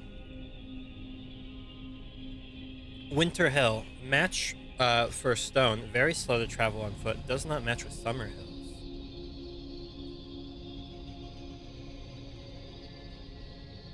Oh, okay, that's a Summer Hill.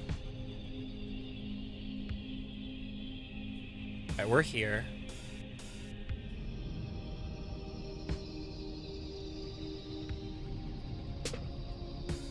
Alright, there's the shop, there's the shop.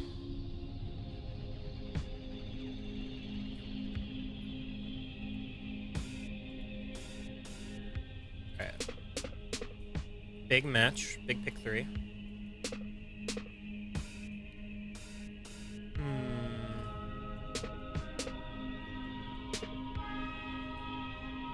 Interesting, interesting.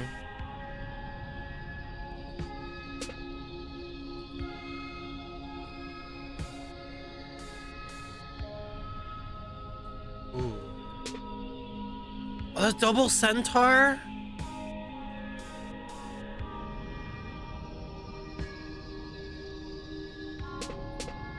Oh shit. Oh, we might be fucked here.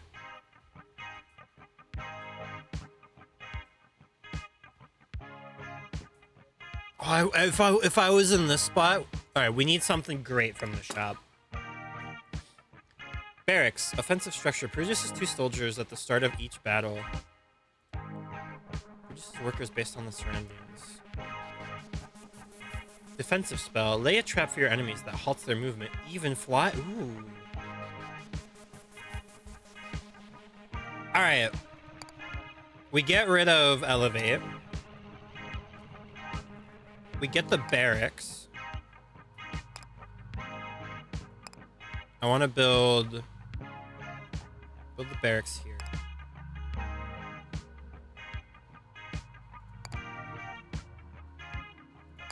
And then back to the shop. We get the web trap.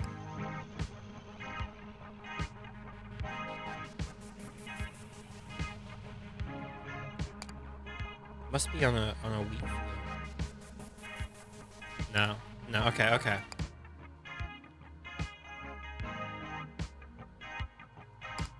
Right, here's what my notes say. A cobweb is a trap that ensnares units on the battlefield. Any unit that steps on a cobweb, including flyers, will be unable to move. But watch out, cobwebs take damage every time. Oh. Also, they're very flammable. Okay. Those are all the limitations you probably have to work around. Can you at least assume that your own units will steer clear of the cobwebs? What do you think? No. Correct, unfortunately. Either way, those are all the notes I have. You thank Robin for this information. Oh, the glass house. Okay. Alright, well, we're gonna set you on fire.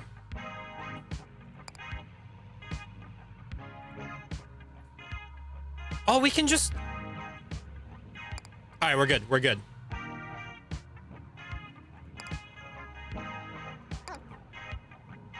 We get a miner.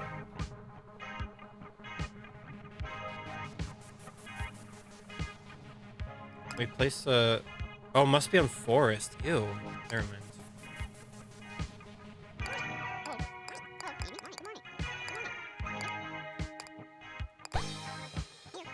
Alright, hopefully these 2 soldiers lock in.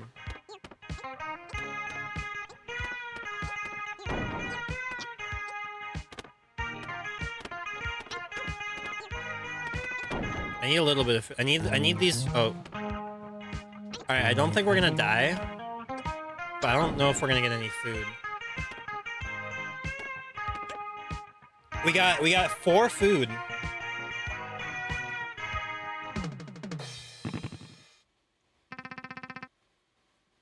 Not bad, not bad. Alright, hospital for sure. I can deal with some catapults. A rather large jar, already difficult enough to open at a standard 150 HP jar? That's like 8 castles.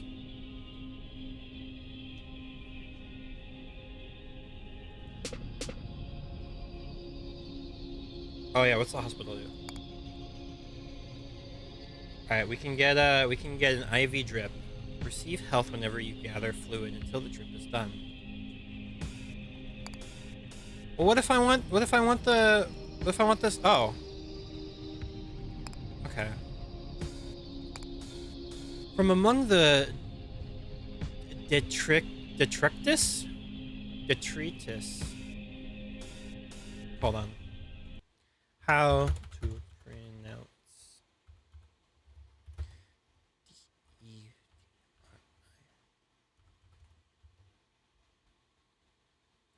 detritus. Detritus. Detritus.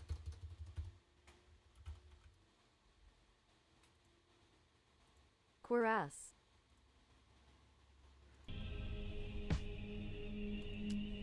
Upon catching sight of it, Robin groans. Your Majesty, I advise you to steer the court away from that thing. But the other courtiers object. Nay, Robin, such advice is an error. We must steer closer to the jar should we ever hope to open it. Every time we wage war in proximity to that jar, our soldiers neglect the battle in favor of attempting to open it. But we are still making progress. Surely by now we had put a dent into it. This decision is yours, Your Majesty. But if we must attack the jar, let's at least do it when the court is relatively safe. Alright, so it's a bonus if you're, like, if you've got nothing else going on. I see. Understood, understood.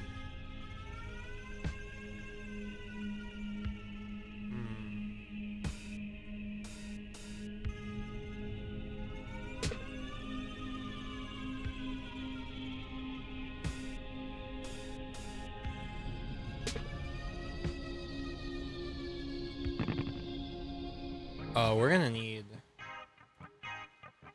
a lot of soldiers. New to-do list. Open the jar. Okay, we're not opening the jar this time. I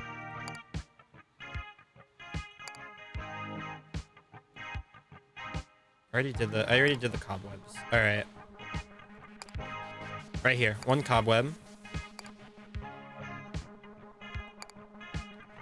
And we get 15 shield. Oh, we only have enough money for an soldier? Alright, we're just buying shields.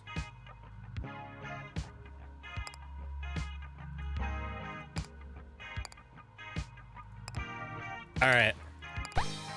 Let's see how it goes.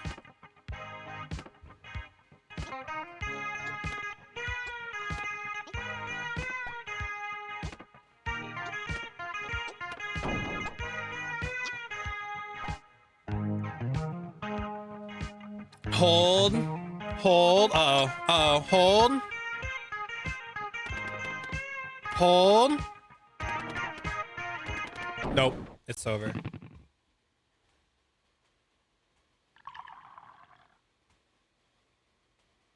Okay. You wake up with a start as the cat leaps off your lap. Your legs seem to have fallen asleep. The potion of liking baseball's ready. And of course, if you think you can fly, start from the ground. Did I miss anything? Robin is expressionless as she measures out 3 individual glasses. I was under the impression that this potion did not induce hallucinations. On the surface, perhaps, but, dear Robin, any fundamental change to your personality is a trip. Even something as innocuous as liking baseball. You wait in your sitting chamber as Robin finishes measuring out 3 glasses from the potion of liking baseball. Your magic scholars, Skip Study Hall and Hop Turnstile, have volunteered to accompany you on your first foray into the world of love potions. Love the Mets? For research, so they say. Robin has likewise volunteered to remain sober in order to keep an eye on the 3 of you. How familiar are you with this baseball, Your Majesty? I'm guessing you know a bit about it, given your willingness to like it, perhaps. Stop, Skip interrupts. If you're to properly fulfill your role as control group, you shouldn't speak of baseball until the potion has started to take effect. Right, of course. You must understand, Your Majesty, I currently know nothing of baseball. I am fascinated to discover what it means to like something I have no knowledge of. The measuring done, Robin hands you a small glass of purple fluid. Tentatively, you down the glass. The taste is faintly sweet and rich, with a powerful aftertaste of honey.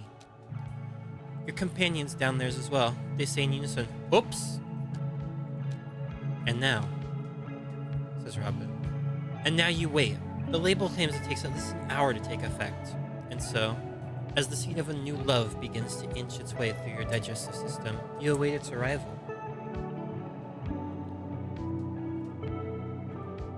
Alright, well, let's go explore. Oh, the library? If there's some principle of organization by which the books in the library are arranged, you're unaware of it.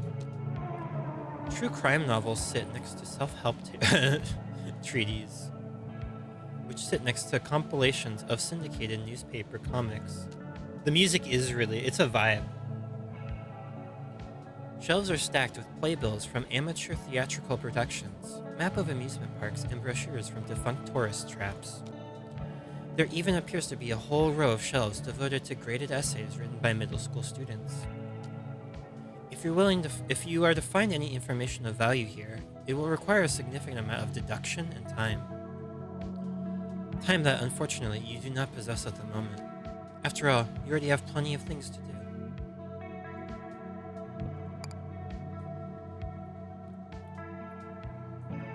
Oh, shower time? You turn on the water and wait for it to heat before stepping in.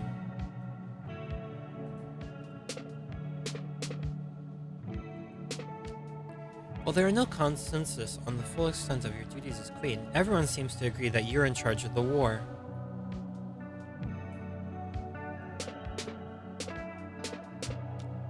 The heaviness of this duty is eased by the fact that your courtiers do not seem to care whether your leadership results in victory or defeat.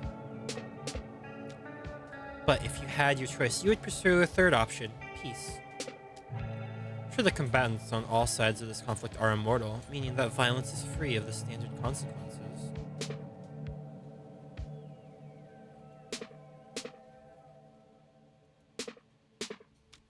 But that doesn't change the fact that the court appears to be trapped by this war. To hear your courtiers describe it, the war has been ongoing since before any of them can remember.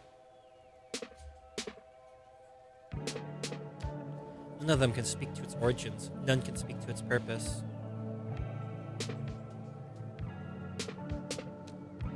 They go through life every day, expecting to be violently conquered as a matter of course, for reasons beyond their understanding. Immortal or not, such a life strikes you as needlessly tragic, so you have resolved to end this war at the earliest opportunity. To do so, you suspect that you will need to learn a lot more about the enemy and the court. As loath as you are to leave, you think you've now spent enough time in the shower.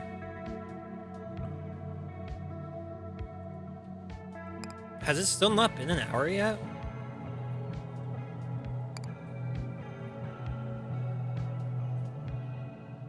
Alright, breakfast time.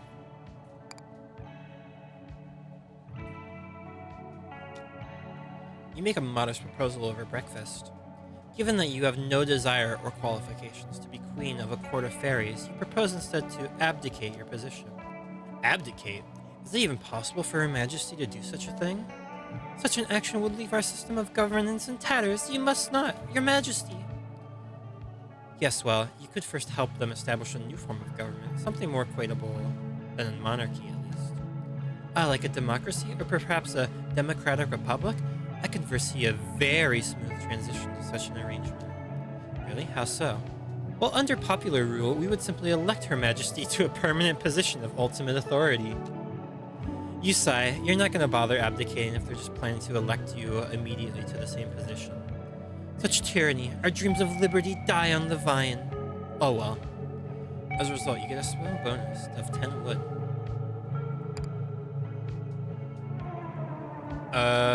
Wartime?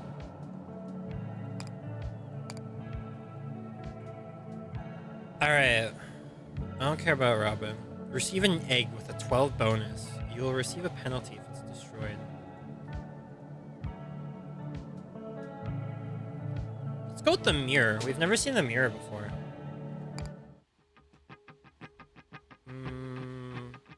Start with chest. Archers? Oh shit.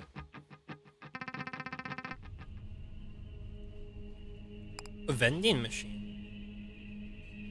You cannot reach the machine during high tide, but you can gaze upon the bounties. Okay, so it's food and water.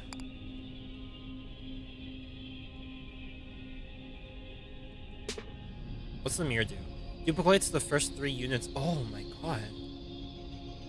Oh, that's crazy. Alright, I'm convinced I need to play the game, so I'm gonna bounce. Thanks a lot for showing it. Have a nice day. Have fun with it. I hope you enjoy it. It's been good so far.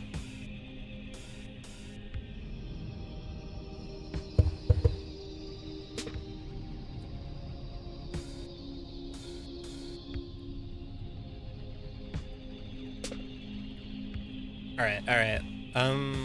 We need the food max at the start. Oh wait, the mirror is gonna reproduce the... We can food max so hard. Hold on.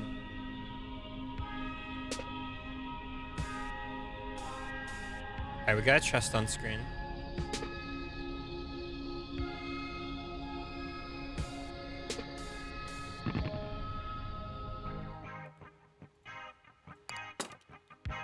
$10 wood, nice. Alright, I don't want to spend money right now.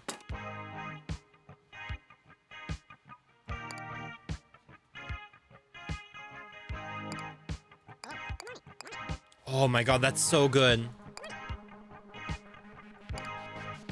No, hold on. We save a water.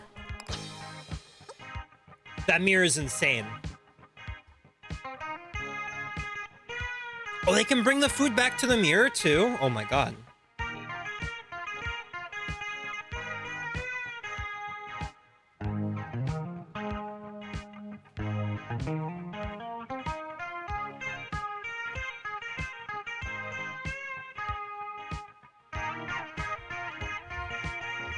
$30 food day one is kind of crazy.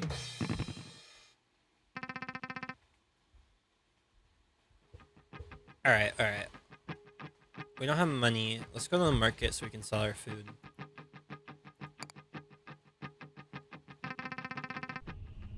Oh, the jar. Ooh, we could get the jar. We could get the jar right now.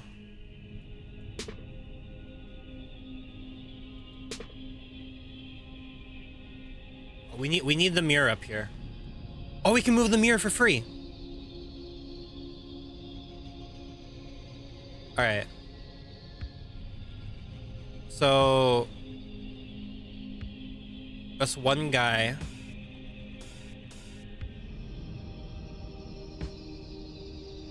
If I... Oh shit, I just spawned more.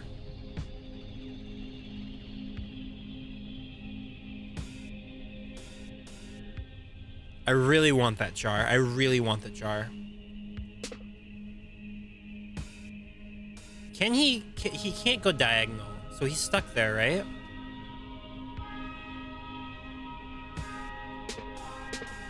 Oh, he can get up now. He can get up now.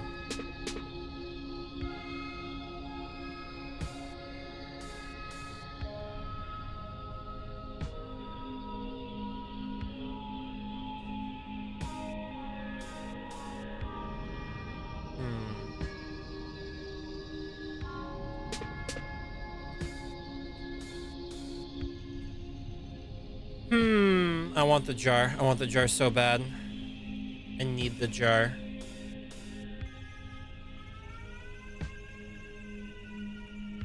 It's one centaur.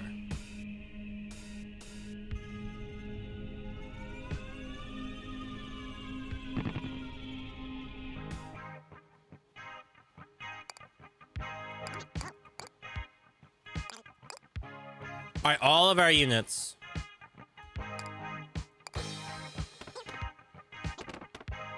Oh, they're going in. Oh, this is the perfect spread of units. Oh, we're so back. Get the jar.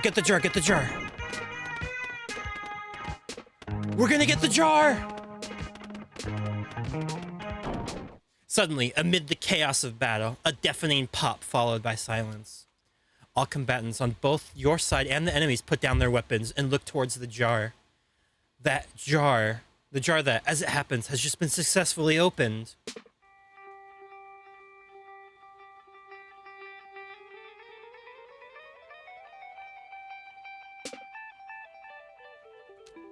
From within the jar emerges an aroma.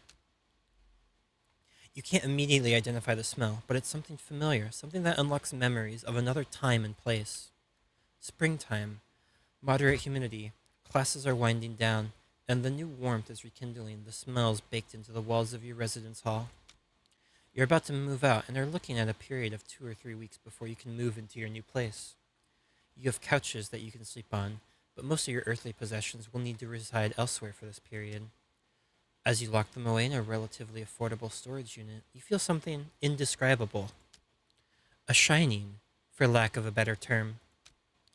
Unburdened, untethered, unanchored, the only thing keeping you from floating away is the small key to the storage unit you hold. The storage unit!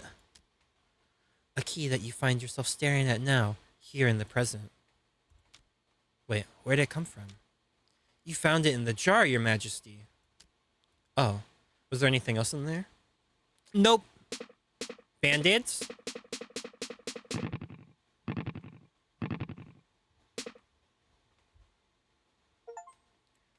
On this day, the Queen of Titanium Court did unburden her people of the curse of resistance, and thus there was jubilation.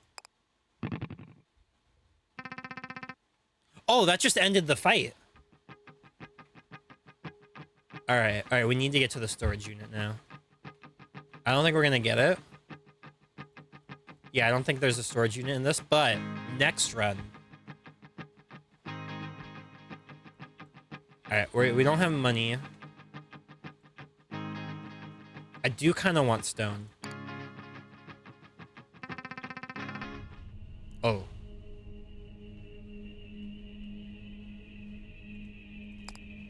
You look through the spyglass at the sign in the distance.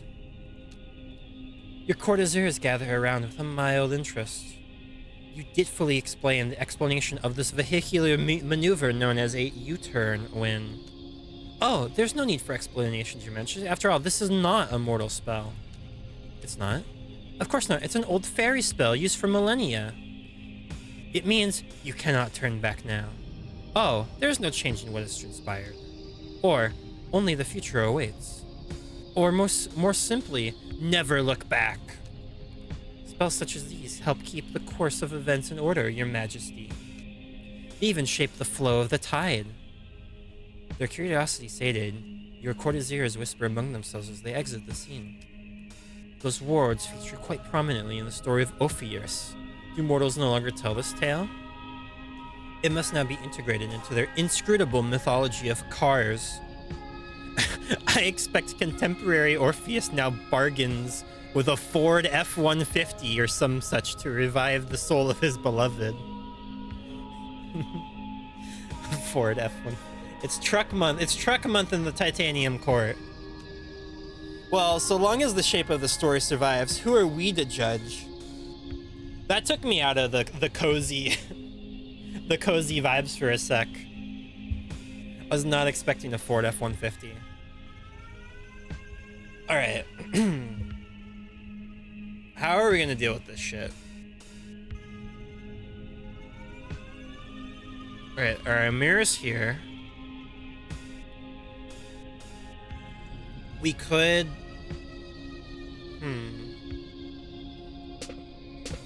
Okay, that helps.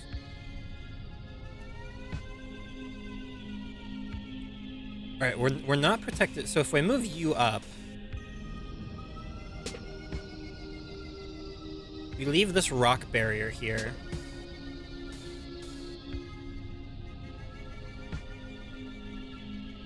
I need the water more than I need the chest, unfortunately.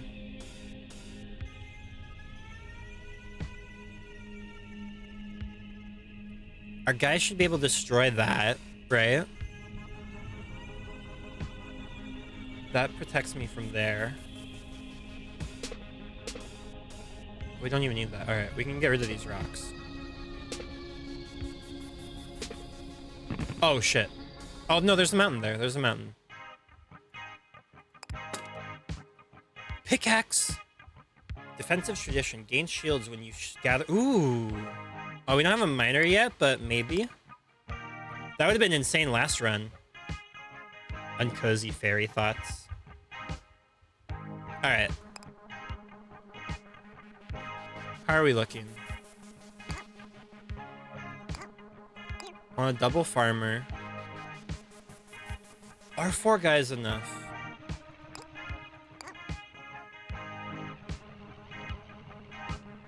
Let's hope. Let's hope 4 guys are enough. And the rest of them can gather wheat.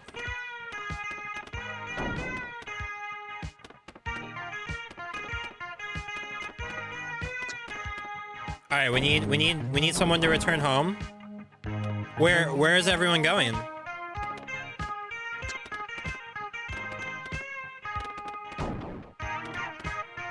right, well, we lost 90% of our HP. We almost died just because they decided to go off to Neverland. All right, we need the health. Let's be real. We need HP. Let's be real. Okay. Ooh, the egg.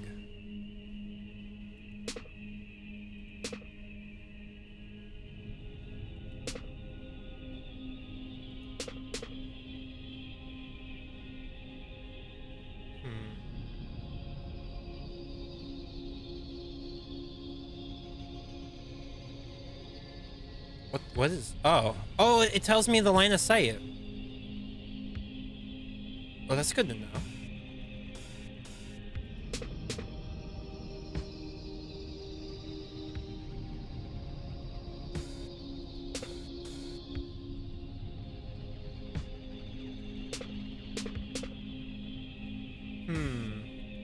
Big stone. Alright, everyone can hit me. This is not good.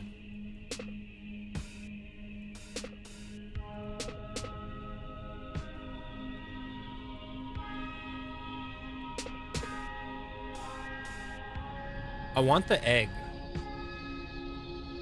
I can't move the egg.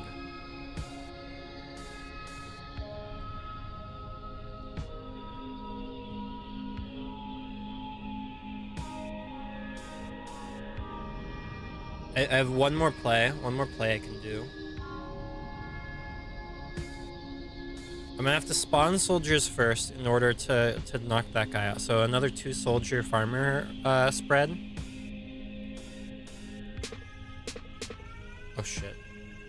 Okay, you're good, you're good.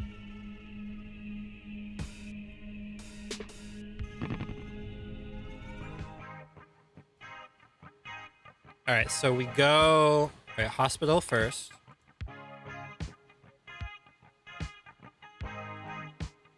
You know what, this is worth it.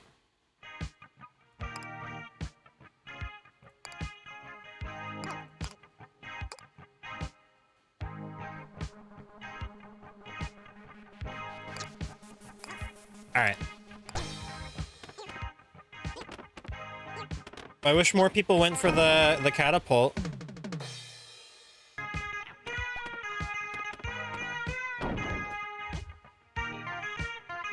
Oh, that's rough. I don't think we're winning this one either. Someone's gonna break my mirror!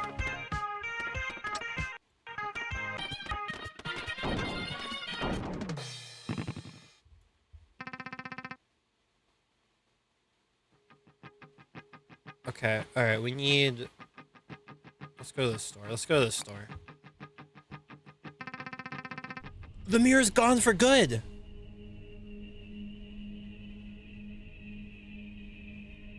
Okay, the shoe offers a real estate office. I don't know what that means. Clubhouse matches with all enemy units, produces quick and fragile scamps.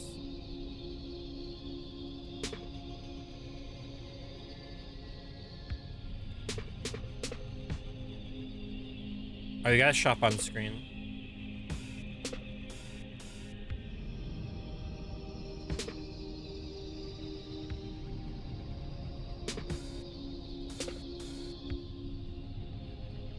It's not looking good right now.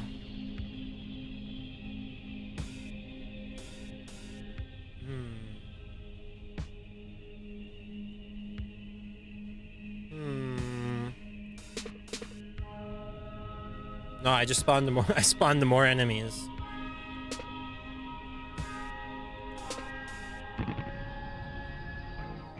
Alright, we're kind of boned. I'm not gonna lie.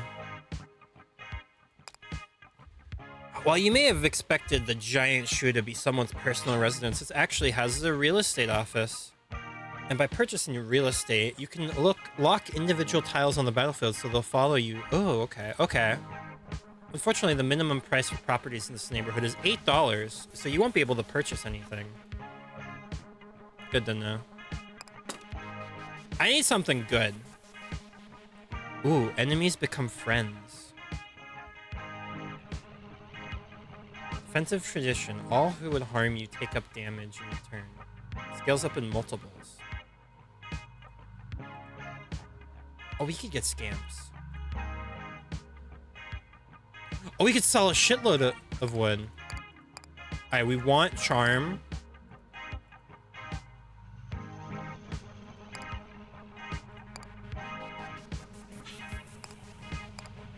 We'll get some scamps. Alright.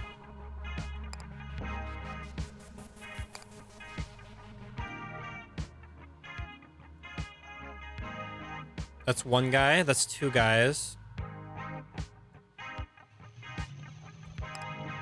Oh, it just becomes ours.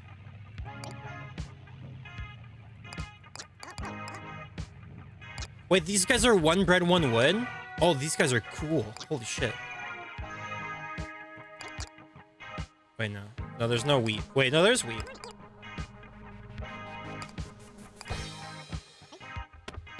Oh, look at him go.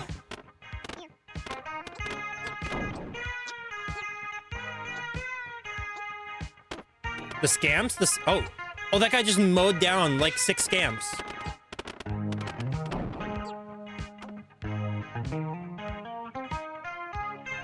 Alright, so you want the scamps to be like your building bruisers. Understood.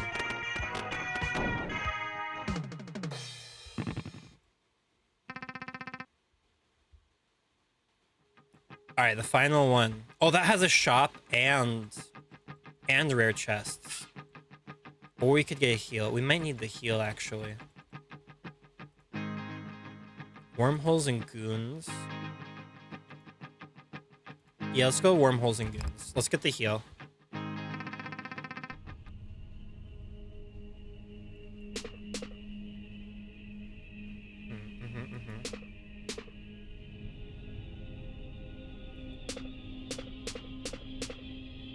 That was a big one. That was a big play.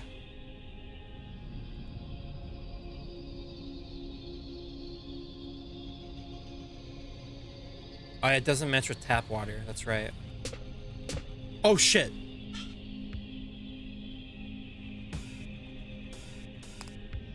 You look through a spyglass at the new billboard. Some of the text is small, but it reads, "The desire for a taco is universal." Quite a bold claim. Does Her Majesty agree? Yeah. To be honest, you really could go for a taco right about now, but that is insufficient proof for the universality of such a desire. Guess that was what you were about to suggest. As such, the billboard's claim remove unproven, but also unrefuted.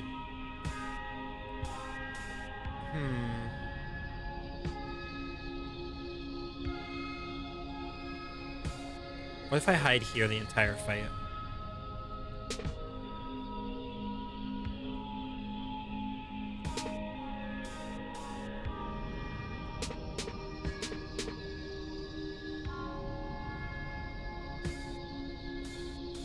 So you have to go down and around. All right, we're playing for survival. We're not really playing for a score. All right. So you're an issue. Oh wait, can I? Oh. Oh, wormholes are good. Wormholes are good, actually.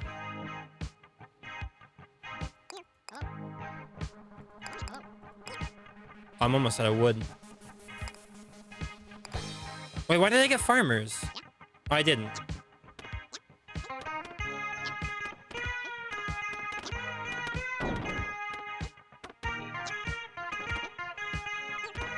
Okay, friends and wormholes interacting like that is really good.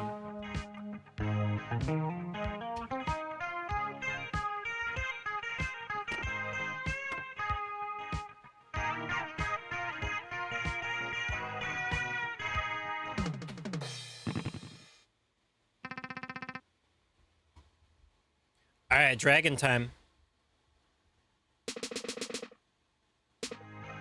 As the court moves motionlessly across the void, it suddenly encounters a neighbor.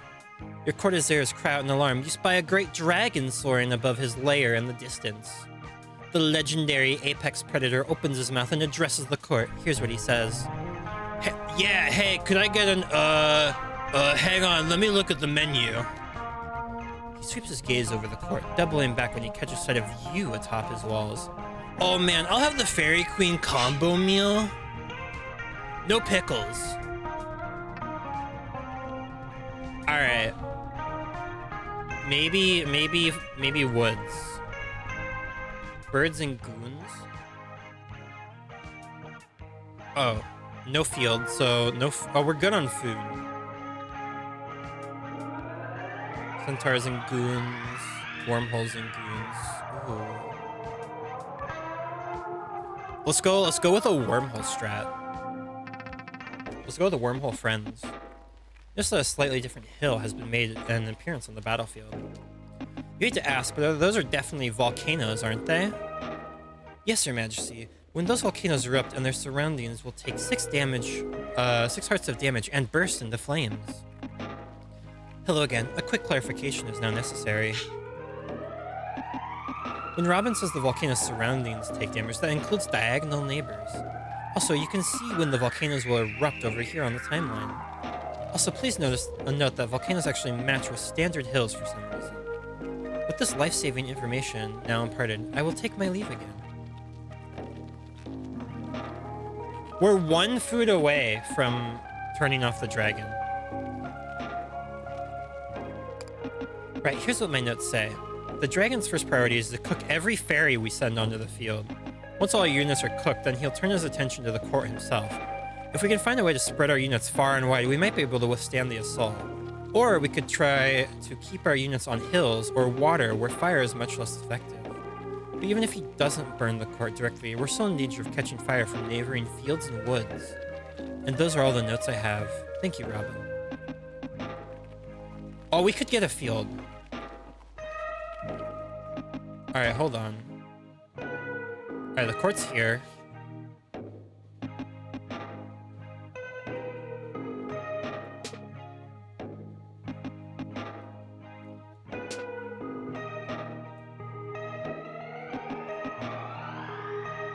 Alright, we'll save that in the back pocket. Hey, Kaylee, how's it going? I want to get some wormhole action. Ooh, alright, big wormhole.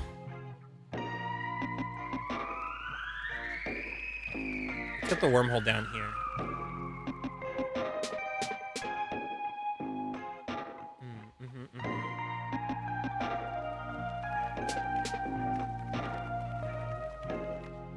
Fine, just logged on to my computer. Well, good morning then. How's it? It's been good so far. We failed a couple of runs, but I think this one's looking pretty promising. I need to match these with the wormhole and then we're set.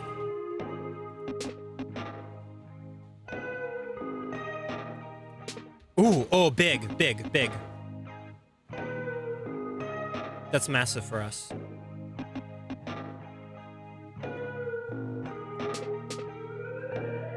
Two wormholes. Okay, okay.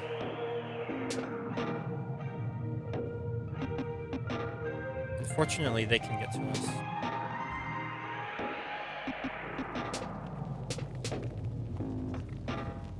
Ho, ho, ho. Alright, we're gonna feed the dragon.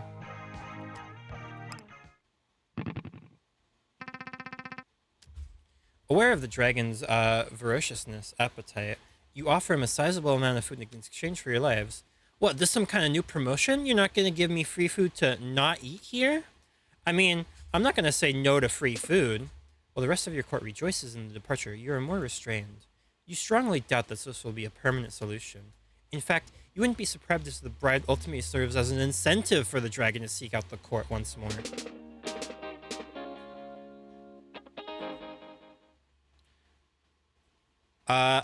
I'm gonna... Oh, economic victory. I'm gonna take a quick small BRB because my dog needs to go to the bathroom. So, 1 sec.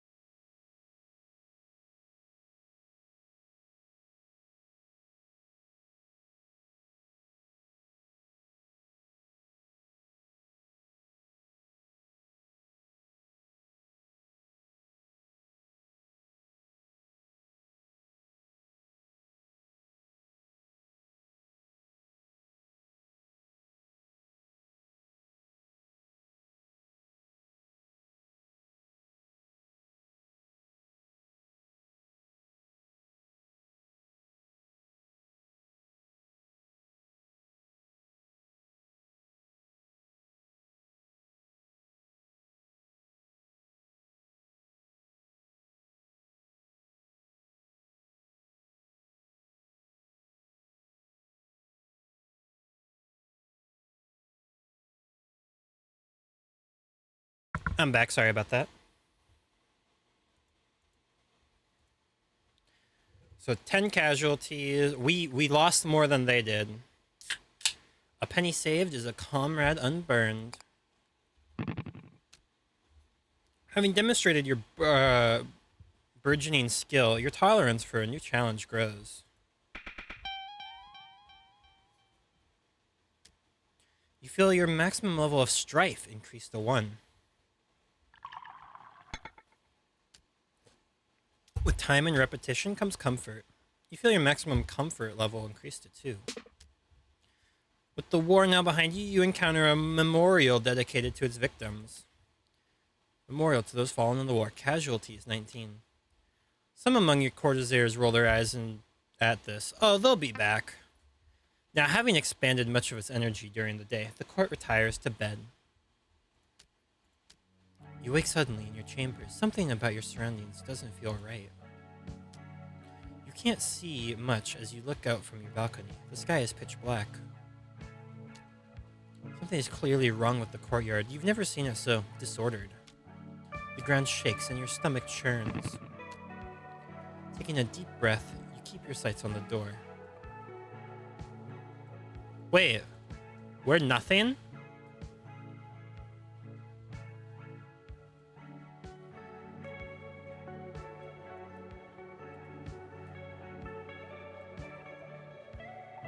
Can I match stuff here?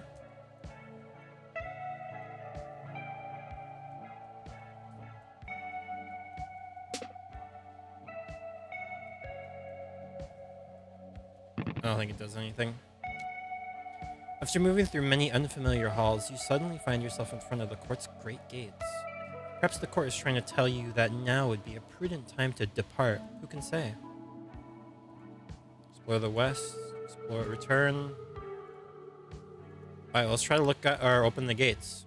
Making an attempt to open the great gates of the court.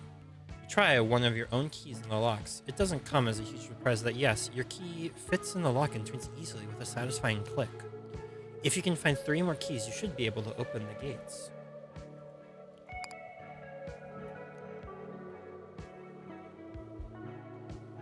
Oh, there's nothing out here.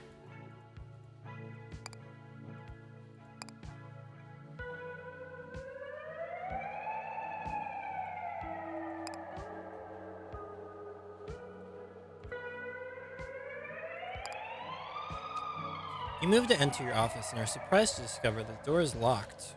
Or maybe it's just stuck. Someone seems to have wedged a bunch of pamphlets in the gap between the door and the frame. You pull one out of them. The cover simply reads, "The key to success begins with $30. The rest of the various photographs, handshakes. Okay, well, it looks like you're not getting the store open right now. So I need $30 for this door.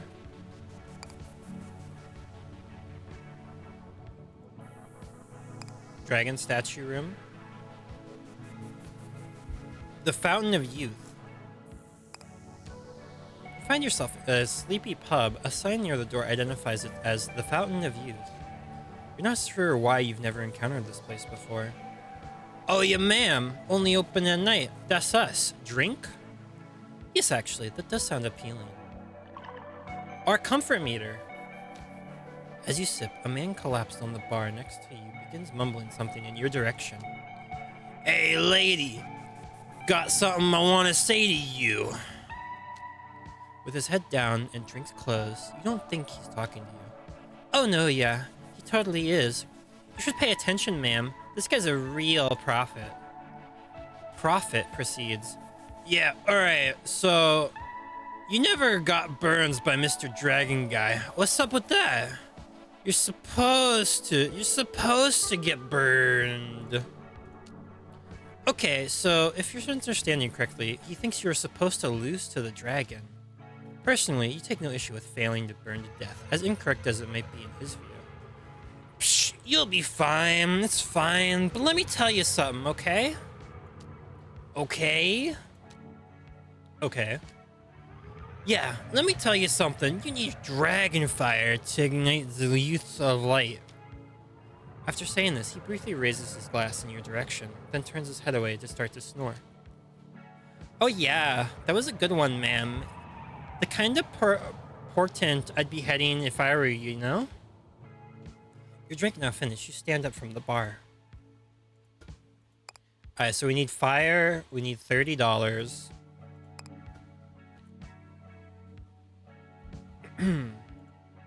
Oh, the cat. It's August. Mods, he's backseating. As you approach, the cat immediately begins making demands of you. Great news. How fortunate. My campaign to subdue this province in your name has reached a stalemate. The locals have transformed the terrain itself into a weapon. Look, this sheer cliff vexes my powerful and mighty fame. Okay, so it kind of seems like he's probably trying to climb up on one of the high shelves here and is running into trouble. Meow. Yes, and so I seek your aid, but alas, your royal height is also insufficient for this purpose. Mew. Surely, such an obstacle cannot surpass the resources at your disposal. Yeah, you suppose you could make a pile of some sort of junk in here to help him out. It's not like the core's going to use any of it right now. Oh, we have none of it.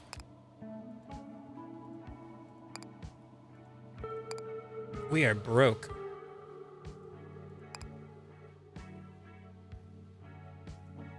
An argument. You hear echoes of an argument as you approach the dining hall. Now you can see and hear the participants clearly. After listening for a bit, you surmise that the argument concerns the thermostat and its current settings. But that cannot be satisfying. I just don't believe you actually enjoy that. What? What's not to like about taking it easy? It's boring. Who cares? Boredom's underrated. Relax. You think you've heard enough when you're preparing to quietly leave when... Hey, it's Her Majesty. Maybe she can help settle this. Actually, I believe Her Majesty is the only one who can settle this. Okay. Our debate concerns the thermostat. It is my firm belief that only by maximizing our strife will we find any meaning in this war.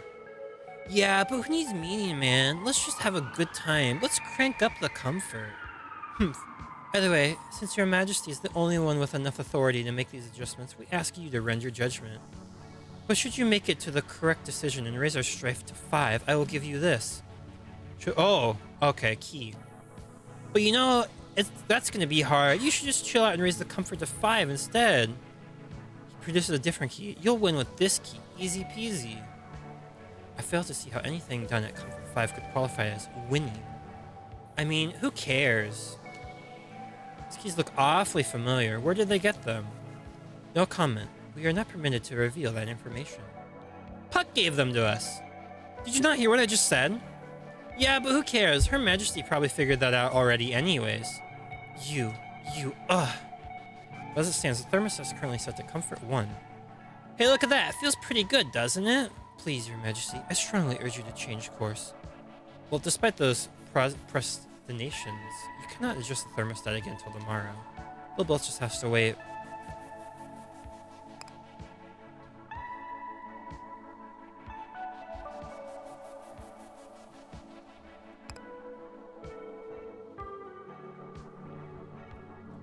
I guess we can go West Wing.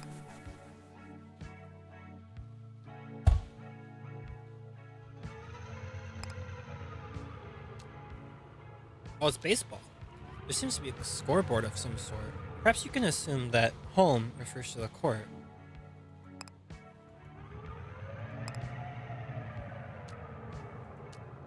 I thought you were on the way to the library. Have you been here before? Might as well keep going. Which direction should you go? Let's take the stairs. You end up getting lost. Good note. Because they wasted Her Majesty's time, these labyrinthian halls are being reprimanded. They're currently in a timeout and will not be available until tomorrow. Management.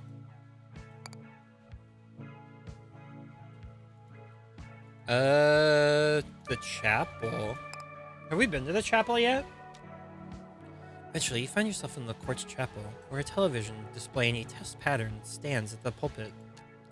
There's a solitary figure standing in front of the TV. You can't see him clearly from this distance, but you know immediately it to be the man named Puck.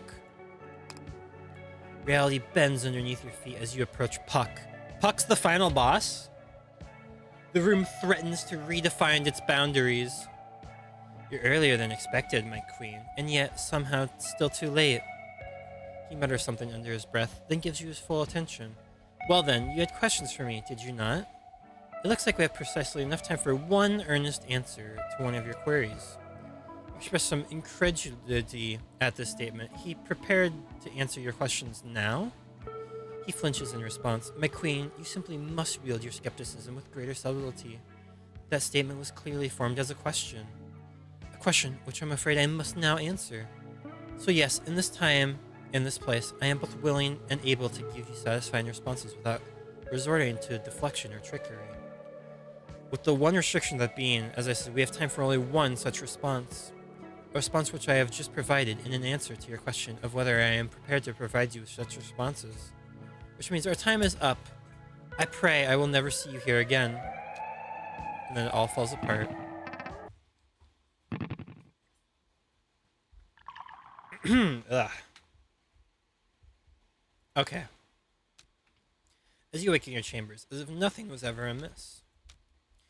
You think you can safely conclude that escaping the court will require more than a simple victory. You suppose this comes as no surprise given everything the potion salesman told you about needing to make an exit to return home. At least you've learned that if you make it to victory... Alright, so Puck will answer something every win. So a very slow way of going about this might be to continue winning until you've gathered enough information to see yourself out the door. You rub your temples, thinking about how long that's going to take. Then you get up to face the day.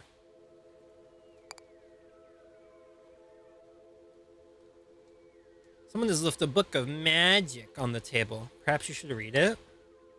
You're wandering through the libraries of the court when you come across a book abandoned on the table. Normally, this wouldn't be out of the ordinary. The court has no lack of books, many of which have fruitlessly opened in an attempt to make sense of your situation. The title of the book, however, catches your eye. Magic Words. You've known the court to be a place of magic since your arrival, yet any details about the nature and practice of this magic remain elusive. Until now, perhaps? Showing a little hesitation, you open the book to the first page and begin to read. The page contains a list of phrases, all of them coherent, but seemingly unrelated. Phrases like, my name is Magnus von Braun, my brother invented the V2, we want to surrender, and at trial they will face a Philadelphia jury. Or, now that you know the difference between right and wrong, it's time to give you a gun. Or, after large storms, strange birds emerge in new places. Or, is it safe to turn off your computer?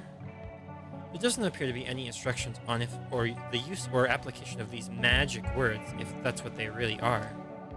Try speaking a few of the phrases out loud. Nothing happens. You flip to another page. Under the heading, Potent Chance, you find this phrase, Exacto knife, not quieto knife, dead wrongo knife, spoon. This time, there's a handwritten annotation in the margins. Most potent and repeated rhythmically, plus crescendo. You follow the annotations and re-enchant at a whisper, steadily rising. Someone's watching us. You only make it to the conversational volume before a voice interjects. Apologies, your majesty, but that's not going to have much of an effect. None of these words are part of a spell yet. So you shut the book and quickly look up. The voice belongs to Skip, the quieter of your two scholars. They are quite powerful, but all their context is missing. But your majesty is immortal, correct? I've heard mortals are particularly sensitive to this sort of magic. I'd expect that any spell you bound to these words would be pretty intense, possibly even dangerous. Well, you suppose it's a good thing you don't know any spells yet, then. You don't? That seems pretty unlikely.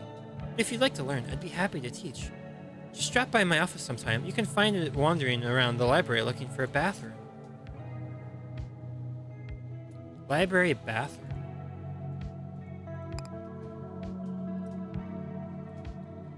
Alright, let's get breakfast.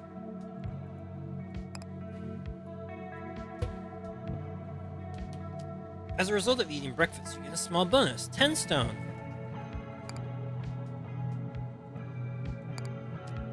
There appears to be a bike race proceeding inside the walls of the court. There appears to be a bike race proceeding along the inside of the court's outer walls.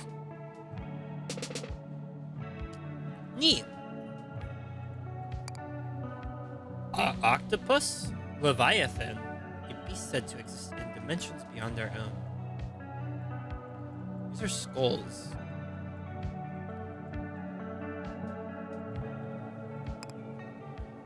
Recover at least 4 keys. You can unlock the gates at night. Earn at least $30. Raise the Comforter's Thrift to 5. Get cooked by the dragon. Complete the pile in the pantry at night. Find a way into the library at night.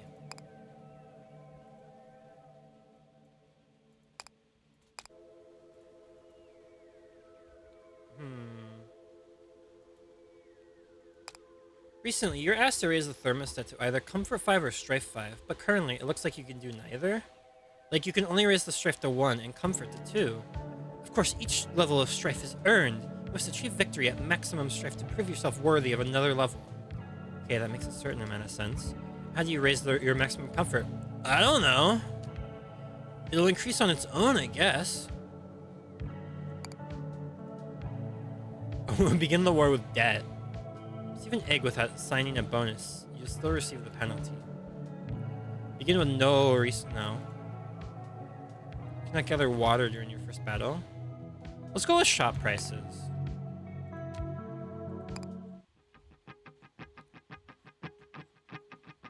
Alright, let's go with the chest.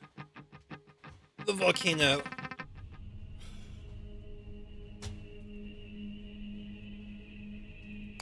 You asked Robin for a question about the war that has concerned you for some time. Suppose the battlefield is arranged like this. Is the enemy soldier able to attack the court from this position? Like, you understand that soldiers cannot cross water, but what about this corner gap here? My notes are very clear on this. They cannot. They can't? They cannot.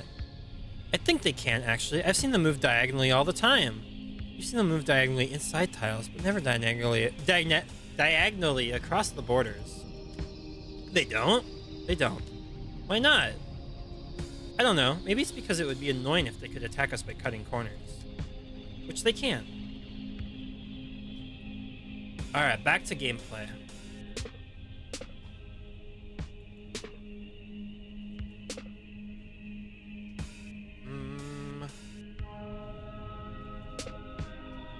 Oh, we're getting enemies on turn 1 now.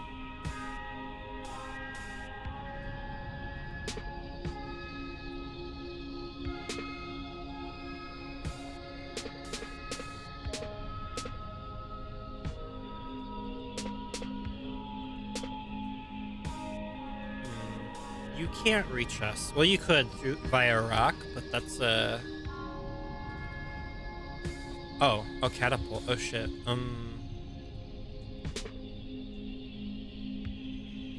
can't hit me though.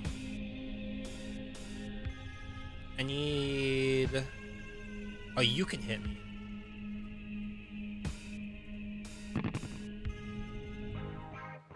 Okay, good.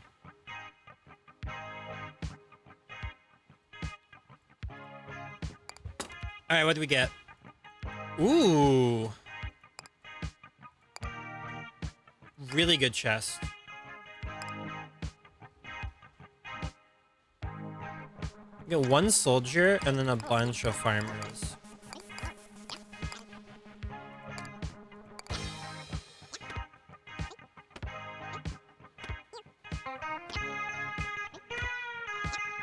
Oh shit, we're next to the volcano. Oh shit.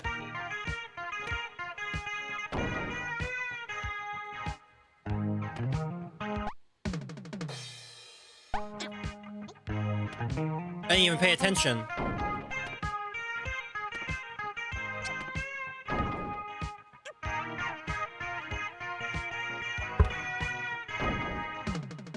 We lost half our HP because of that. Holy shit.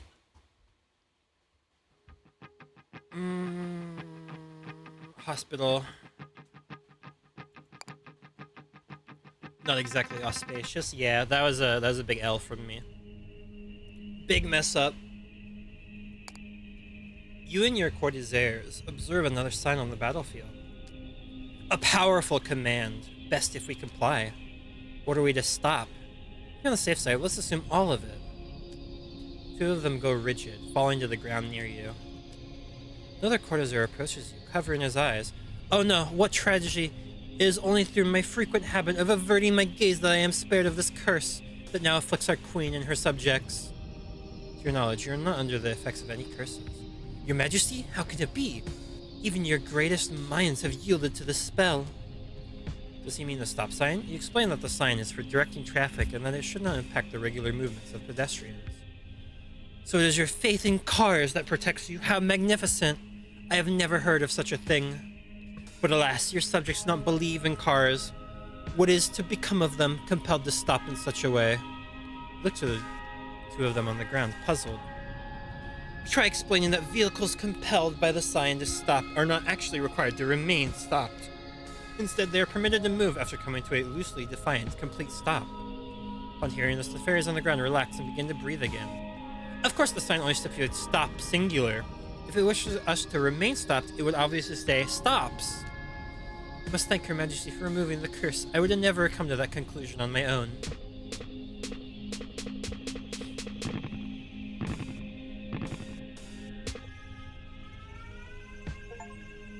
On this day, the Queen of Titanium Court did unburden her people of the curse of petrification, and thus was jubilation. Okay. Get rid of these guys. Massive turn. Alright, we're here. There's no one on the field right now.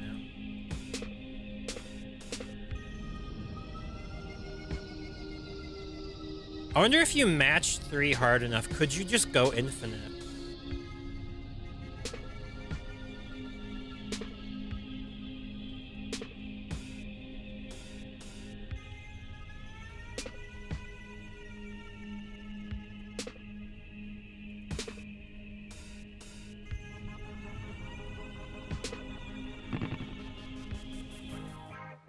Oh, we can't do anything. I guess we make one guy.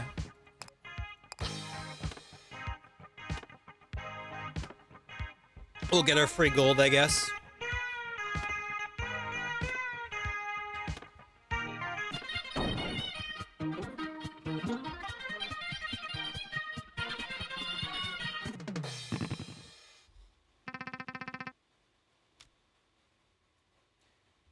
You are once again drifting through the gap between battles when you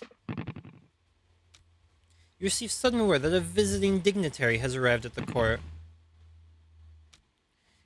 As the official representative of Titanium Court in all external matters, it falls on you to meet and entertain this man.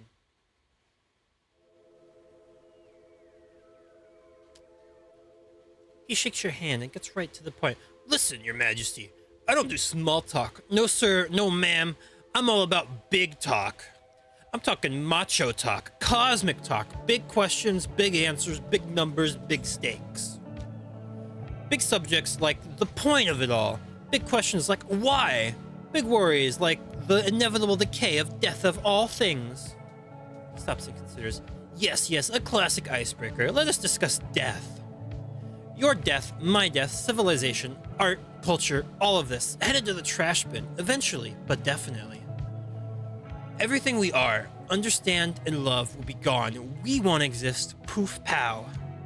Maybe not today. Probably not tomorrow. But in the grand scheme of things, soon. Got faith in the afterlife?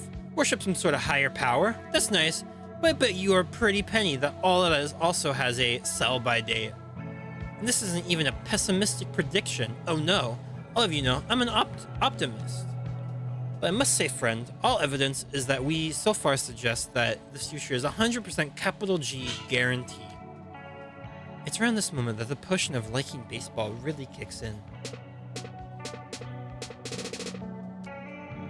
But as the dignitary continues his best attempts at existential assassination, your mind rings with the sound of a bat striking a ball.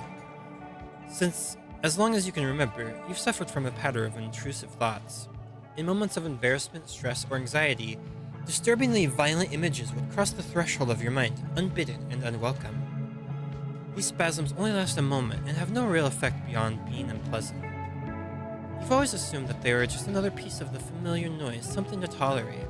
That is, until now. As you walk the dignitary through the courtyard, you realize the intrusive imagery has changed. What once were scenes of bloodshed and fear are now the graceful motion of a batter striking a ball and sending it skyward. The pain and revulsion you once felt are now the aches of muscle and bone after the labor of play. It feels like something in you has been unlocked, releasing a pressure you've never been without.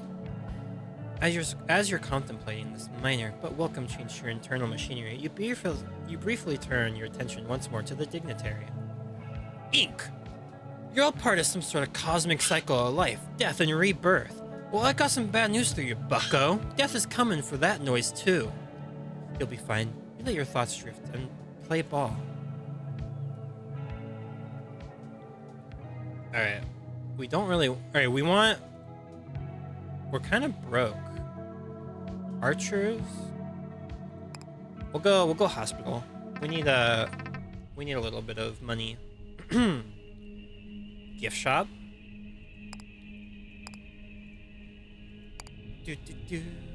Oh. Let's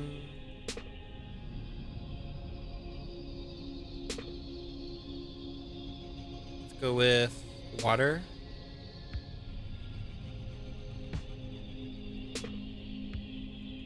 Oh, huge.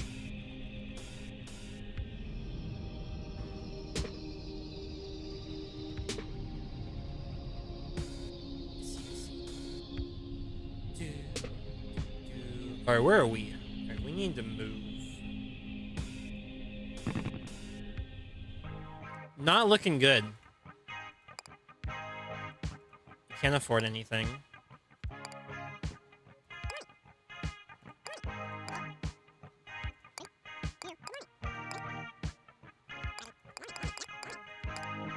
Alright.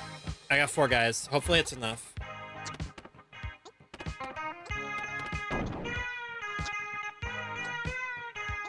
I need one of you to stay behind, please.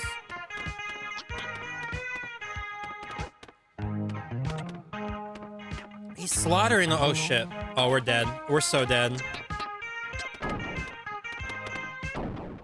Yeah, I figured.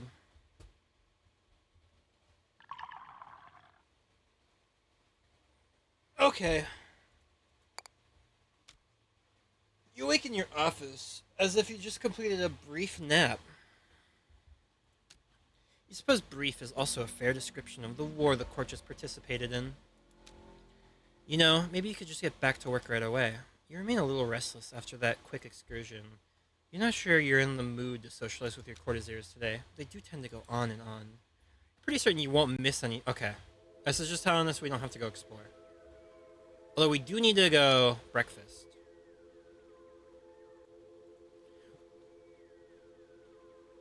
Wait, what the fuck do you mean you won't miss anything? Excuse me? A missable thing right here. You decide to take Skip up on her offer to teach you some magic. Lying game. As an individual possessed the decision-making power within a magical institution, you feel it is in your best interest to learn some of the basics.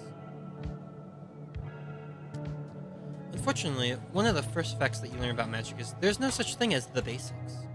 Skip stands before you, wearing powerfully luminescent academic robes. She waves a piece of chalk about as if it were a wand. It might be one. Magic is capricious and flighty, a leaf enamored in the breeze. Its rules change with regularity. To attempt to wield it is a task for scoundrels. To attempt to teach it is a task for fools. Fortunately, like all wizards, I am both. Hop stands in his seat next to you, both a clown and a criminal. Just another frightened ape hurled naked and screaming onto this hell of an earth. Skip takes a bow and Hop claps, right. And that is the first lesson on magic. Any questions? You look at the list of questions you prepared in advance, many relating to the second law of thermodynamics, and feel a tiny bit foolish. While you consider, Hop jumps in with a question. What is with the outfit? So glad you asked. Do you like it? It's really stunning. You're stunning. But what I really mean is, what's that spell it's got going on? Oh, this? Just a modest enchantment that enhances my teaching abilities. I see, trying to impress Her Majesty, I suppose? Obviously. Well, certainly works on me. How's it constructed? Skip begins a long and technical explanation of the enchantment on her robes, but the important parts can be summed up thusly. Skip claims that her robes draw their power from a collective understanding of what the lecturer looks and dresses like. By intimate, I can't speak. imitating, oh my god, imitating an archetype, in this case, the archetype of lecturer. Skip is able to draw on some of its powder. Skip now bows again, and Hop claps. You, however, retain a certain amount of your mortal skepticism. This explanation rings a bit hollow to you, particularly since contemporary lecturers generally don't wear formal regalia while teaching. If anything, modern regalia is most commonly associated with inexperienced recent graduates. But as you voice this thought aloud, the glow on Skip's robes promptly fades and sputters out. The two scholars both stop talking and stare at you for a few seconds. You aren't sure what's happened, but you have a distinct feeling that it is definitely your fault. You're on the verge of apologizing for whatever it is when the two of them break the silence. Well done, your majesty. Oh my, oh geez, I've never seen such an elegant and powerful disenchant spell. You must simply show us how to cast it. I nominate Her Majesty to lead the next seminar, and I second that nomination. All in favor? Two of them raise their hands to indicate their affectionate votes. The cat, asleep in the corner for the entire lecture, also raises a single paw. That is settled. We look forward to your lecture, your majesty. And so, this first lesson on the fundamentals of magic concludes, with you on the hook to prepare and present the next such lesson. Alright, my voice is starting to go a bit, so I think I'm gonna wrap it up here. So, that was Titanium Court. It's probably the only stream we're gonna do of it, because I'm probably gonna play this a bit more on my own. Sorry. But, if you liked it, let me be courteous and link, the Steam page.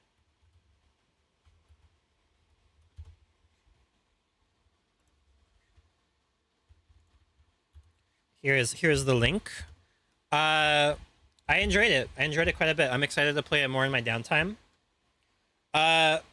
So this week, the schedule might be a bit weird because I have a very long work week. So Monday and Friday are still on, but we might be kind of off and on for the middle of the week. Trails and SMT will be the regular streams. So SMT is gonna be the long day slot. It was a shorter stream because the reading kind of took a toll on me, but SMT should be a bit longer than this. And then night, during like the later slots, we're gonna play System Shock 1 Remake. And then when System Shock 1 Remake is done, we'll move Trails in the Sky 1 Remake into the day slot, and then SMT into the night slot. And then that'll be the schedule for a bit until one of those two is finished. Unless I get like a urge to try a one-off game like today. Should I buy it and stream it to continue the bit? If you want to stream it, sure. It is a lot of reading though. It's a bit wordier than I thought it was going to be. Which is it's not a bad thing. It's just, you know, for streaming. All right. Well, I'll see you guys later. Have a good day. Enjoy your Monday, folks. Oh wait. Who are we rating? I almost forgot.